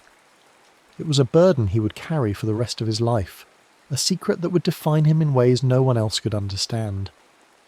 But it was also, he had come to realize, a responsibility, to guard against the impulse to play God, to resist the temptation to rewrite history according to his own moral vision, to accept that sometimes the greatest act of love was learning when not to act at all. The weeks that followed were perhaps the most difficult of Elias's life. He threw himself into his studies with unprecedented intensity, but found himself unable to concentrate on anything for long. Mathematical equations blurred before his eyes, replaced by visions of Thomas's fevered face, or the shambling hordes of the unnaturally alive. His parents noticed the change in him, the way he started at sudden sounds, the dark circles under his eyes, the way he would sometimes stop mid-sentence and stare at nothing with an expression of profound sadness. Dr. Sarah Carter tried to engage her son in conversation about his future, about college applications and career aspirations. But how could Elias explain that he had already seen the future, had lived through its consequences, and knew intimately how easily it could all be undone? When she suggested he consider studying medicine, following in the family tradition of healing, he laughed bitterly, a sound that made his mother step back in concern. "Medicine is about balance," he told her one evening as they sat in the kitchen, his words carefully chosen to avoid revealing too much. Sometimes the cure is worse than the disease. Sometimes healing one person means condemning thousands of others. Sometimes the most compassionate thing a doctor can do is nothing at all. His mother frowned, studying his face with the intensity she usually reserved for complex equations. "That's a very mature perspective, Elias. Perhaps too mature for someone your age. Where did you learn to think like that?" The answer, from watching civilization collapse under the weight of my good intentions, remained locked behind his lips. Instead, he shrugged and turned back to his homework, leaving his mother to wonder what had changed her curious, optimistic son into this brooding young man who spoke of medicine like a philosopher, contemplating the nature of suffering itself. At school, Elias found himself increasingly isolated from his peers. Their concerns, grades, social media, weekend plans, seemed impossibly trivial when viewed through the lens of what he'd experienced. When classmates complained about minor illnesses, he had to bite his tongue to keep from describing what real plague looked like, what it meant to watch a child die slowly from diseases that could be cured with a single pill. When they discussed historical events in class, he found himself seeing them from the perspective of someone who had lived through them, who understood the human cost of every war, every famine, every epidemic in ways that textbooks could never convey. His history teacher, Mr. Davidson, assigned a research project on the medieval period. Elias chose the Black Death, partly because he felt compelled to learn more about the era he had inadvertently devastated, and partly because he hoped that academic distance might help him process what he had experienced. The research proved to be both enlightening and torturous. Reading contemporary accounts of the plague years, Elias was struck by how closely they matched his own observations. The desperation of parents watching their children die, the breakdown of social order, the way communities either came together or fell apart under extreme pressure, all of it felt achingly familiar. But he also noticed something he had missed during his time in the past: the remarkable resilience of human beings, their ability to rebuild and recover from even the most devastating losses. The plague had indeed killed millions, but it had also led to significant social changes. Labour became more valuable when workers were scarce, leading to better conditions for peasants. The rigid feudal system began to crack under pressure, eventually giving way to more flexible social structures. Medical knowledge advanced as physicians struggled to understand and treat the disease. Art and literature flourished as people grappled with questions of mortality and meaning. Elias began to understand that history was not simply a catalogue of suffering to be alleviated, but a complex web of cause and effect, where even the most terrible events served purposes that might not be apparent for generations. The Black Death had been a catastrophe, but it had also been a catalyst for progress that might not have occurred otherwise. By preventing it, he would have eliminated not just the suffering, but also the growth that emerged from that suffering. The realization brought him no comfort. If anything, it made his burden heavier, because it meant that his choice to restore the original timeline had been correct not just practically, but morally. He had condemned millions to die, but he had also preserved their descendants' chance for a better world. The weight of that decision, and the knowledge that he might one day face similar choices, pressed down on him like a physical force. His dreams became increasingly vivid and disturbing. Night after night, he found himself back in that medieval world, but now the scenarios were different. Sometimes he dreamed of preventing the Crusades, only to watch as technological stagnation left humanity vulnerable to later threats. Other times he imagined stopping the American Civil War, only to see slavery persist for centuries longer without the catalyst of conflict to end it. Each dream followed the same pattern, good intentions leading to unintended consequences that were often worse than the original problems. The most disturbing dreams, though, were the ones where he succeeded in creating a perfect world. In these visions he would travel back repeatedly, making small adjustments here and there, preventing wars and plagues and famines until he had crafted a timeline of uninterrupted peace and prosperity. But the people in these perfect worlds were hollow, lacking the depth and resilience that came from overcoming adversity. They were soft, complacent, unprepared for the challenges that would inevitably arise. The very act of eliminating suffering had eliminated something essential about what it meant to be human. These dreams taught him something that no amount of study could have conveyed, that pain and struggle were not simply unfortunate side effects of existence, the integral parts of the human experience. They forged character, drove innovation, created bonds between people that prosperity alone could never match. A world without suffering might seem like paradise, but it would actually be a kind of hell, a place where growth was impossible and meaning was absent.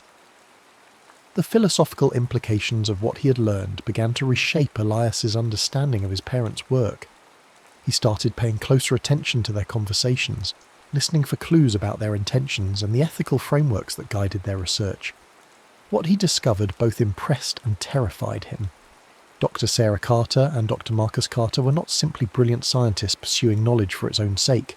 They were deeply thoughtful people who had spent years considering the implications of temporal manipulation. Their laboratory was filled not just with equipment, but with books on ethics, philosophy, and the history of scientific responsibility. They had clearly wrestled with the same questions that now tormented their son, and had concluded that the power to change the past was too dangerous to be used lightly. The time glove, Elias learned from overheard conversations, was not intended for historical intervention at all. It was designed as a research tool, a way to observe the past without interfering with it. The activation mechanism that had seemed so simple to his younger self was actually an emergency override, meant to be used only if an observer became trapped in the time stream and needed to return home quickly. His parents' caution, which had once seemed like paranoid overprotection, now revealed itself as hard-won wisdom. They understood, perhaps better than anyone, the temptations that came with temporal power and the catastrophic consequences that could result from yielding to those temptations.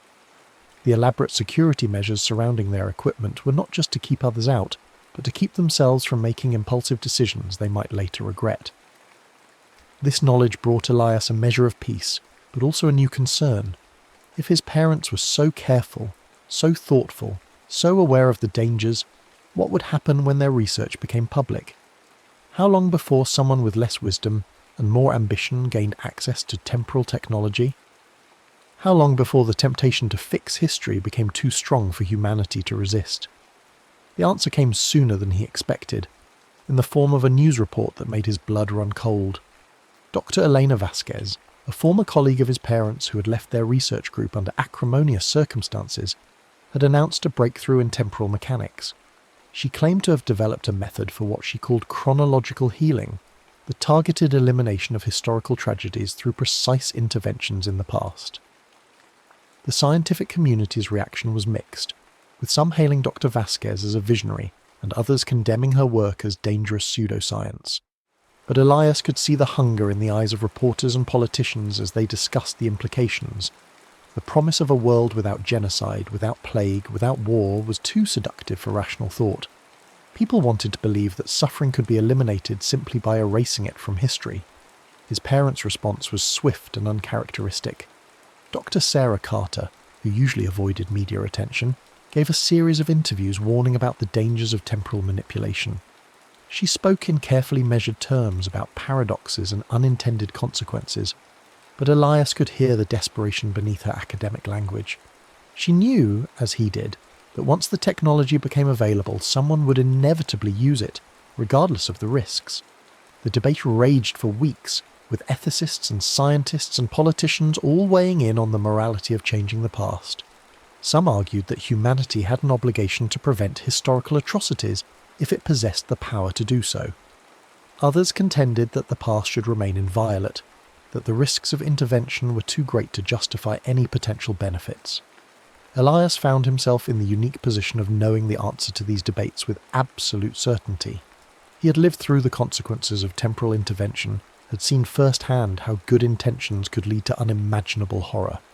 But he could not share this knowledge without revealing his own actions, and the weight of that secret sometimes felt crushing. The breaking point came when Dr. Vasquez announced her intention to conduct a test of her chronological healing technology. She planned to prevent a relatively small historical tragedy, a plague outbreak in a remote village in 14th century Scotland that had killed several hundred people. It seemed like a perfect test case, isolated enough that the ripple effects would be minimal, small enough that the moral calculus was clear. Who could argue against saving a few hundred innocent lives? Elias knew better. He understood that there were no small changes to history, no isolated incidents that wouldn't eventually affect the larger flow of events. Every life saved would go on to live differently, to make different choices, to have different children. Those changes would compound over the centuries, creating a butterfly effect that could ultimately reshape civilization in unpredictable ways. More terrifying still was the precedent it would set. If Dr. Vasquez succeeded in preventing one small tragedy, the pressure to attempt larger interventions would become irresistible. Why save hundreds when you could save millions? Why prevent one plague when you could eliminate disease entirely? The logic was seductive, inexorable, and utterly wrong. That night, Elias made a decision that would define the rest of his life. He broke into his parents' laboratory, using knowledge gained from years of observation to bypass their security systems. The time glove waited for him in its vault, patient and terrible in its potential, but he was not there to use it. Instead, he carefully sabotaged the device, introducing subtle flaws in its temporal field generators that would make it impossible to achieve stable time displacement. It was an act of vandalism that went against every principle he had been raised with, but also an act of responsibility that he knew his parents would understand, even if they could never approve of his methods. He was destroying humanity's best chance to travel through time, but he was also protecting the timeline from those who would misuse that power. The sabotage was discovered within days, and Elias confessed immediately when confronted by his parents. Their reaction was complex. Disappointment at his destruction of years of careful work, mixed with what seemed like relief that the temptation had been removed. They grounded him, naturally, and subjected him to long lectures about the proper channels for ethical concerns. But there was something in their eyes that suggested they understood his motivations, even if they couldn't acknowledge them openly.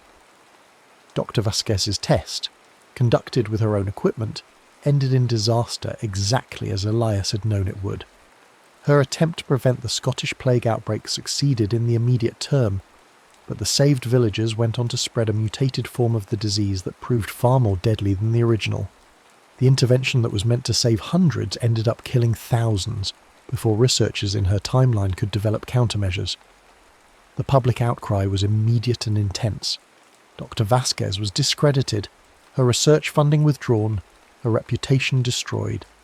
The entire field of temporal mechanics fell under suspicion, with governments around the world imposing strict regulations on time-related research. The dream of chronological healing died almost as quickly as it had been born, killed by its own unintended consequences.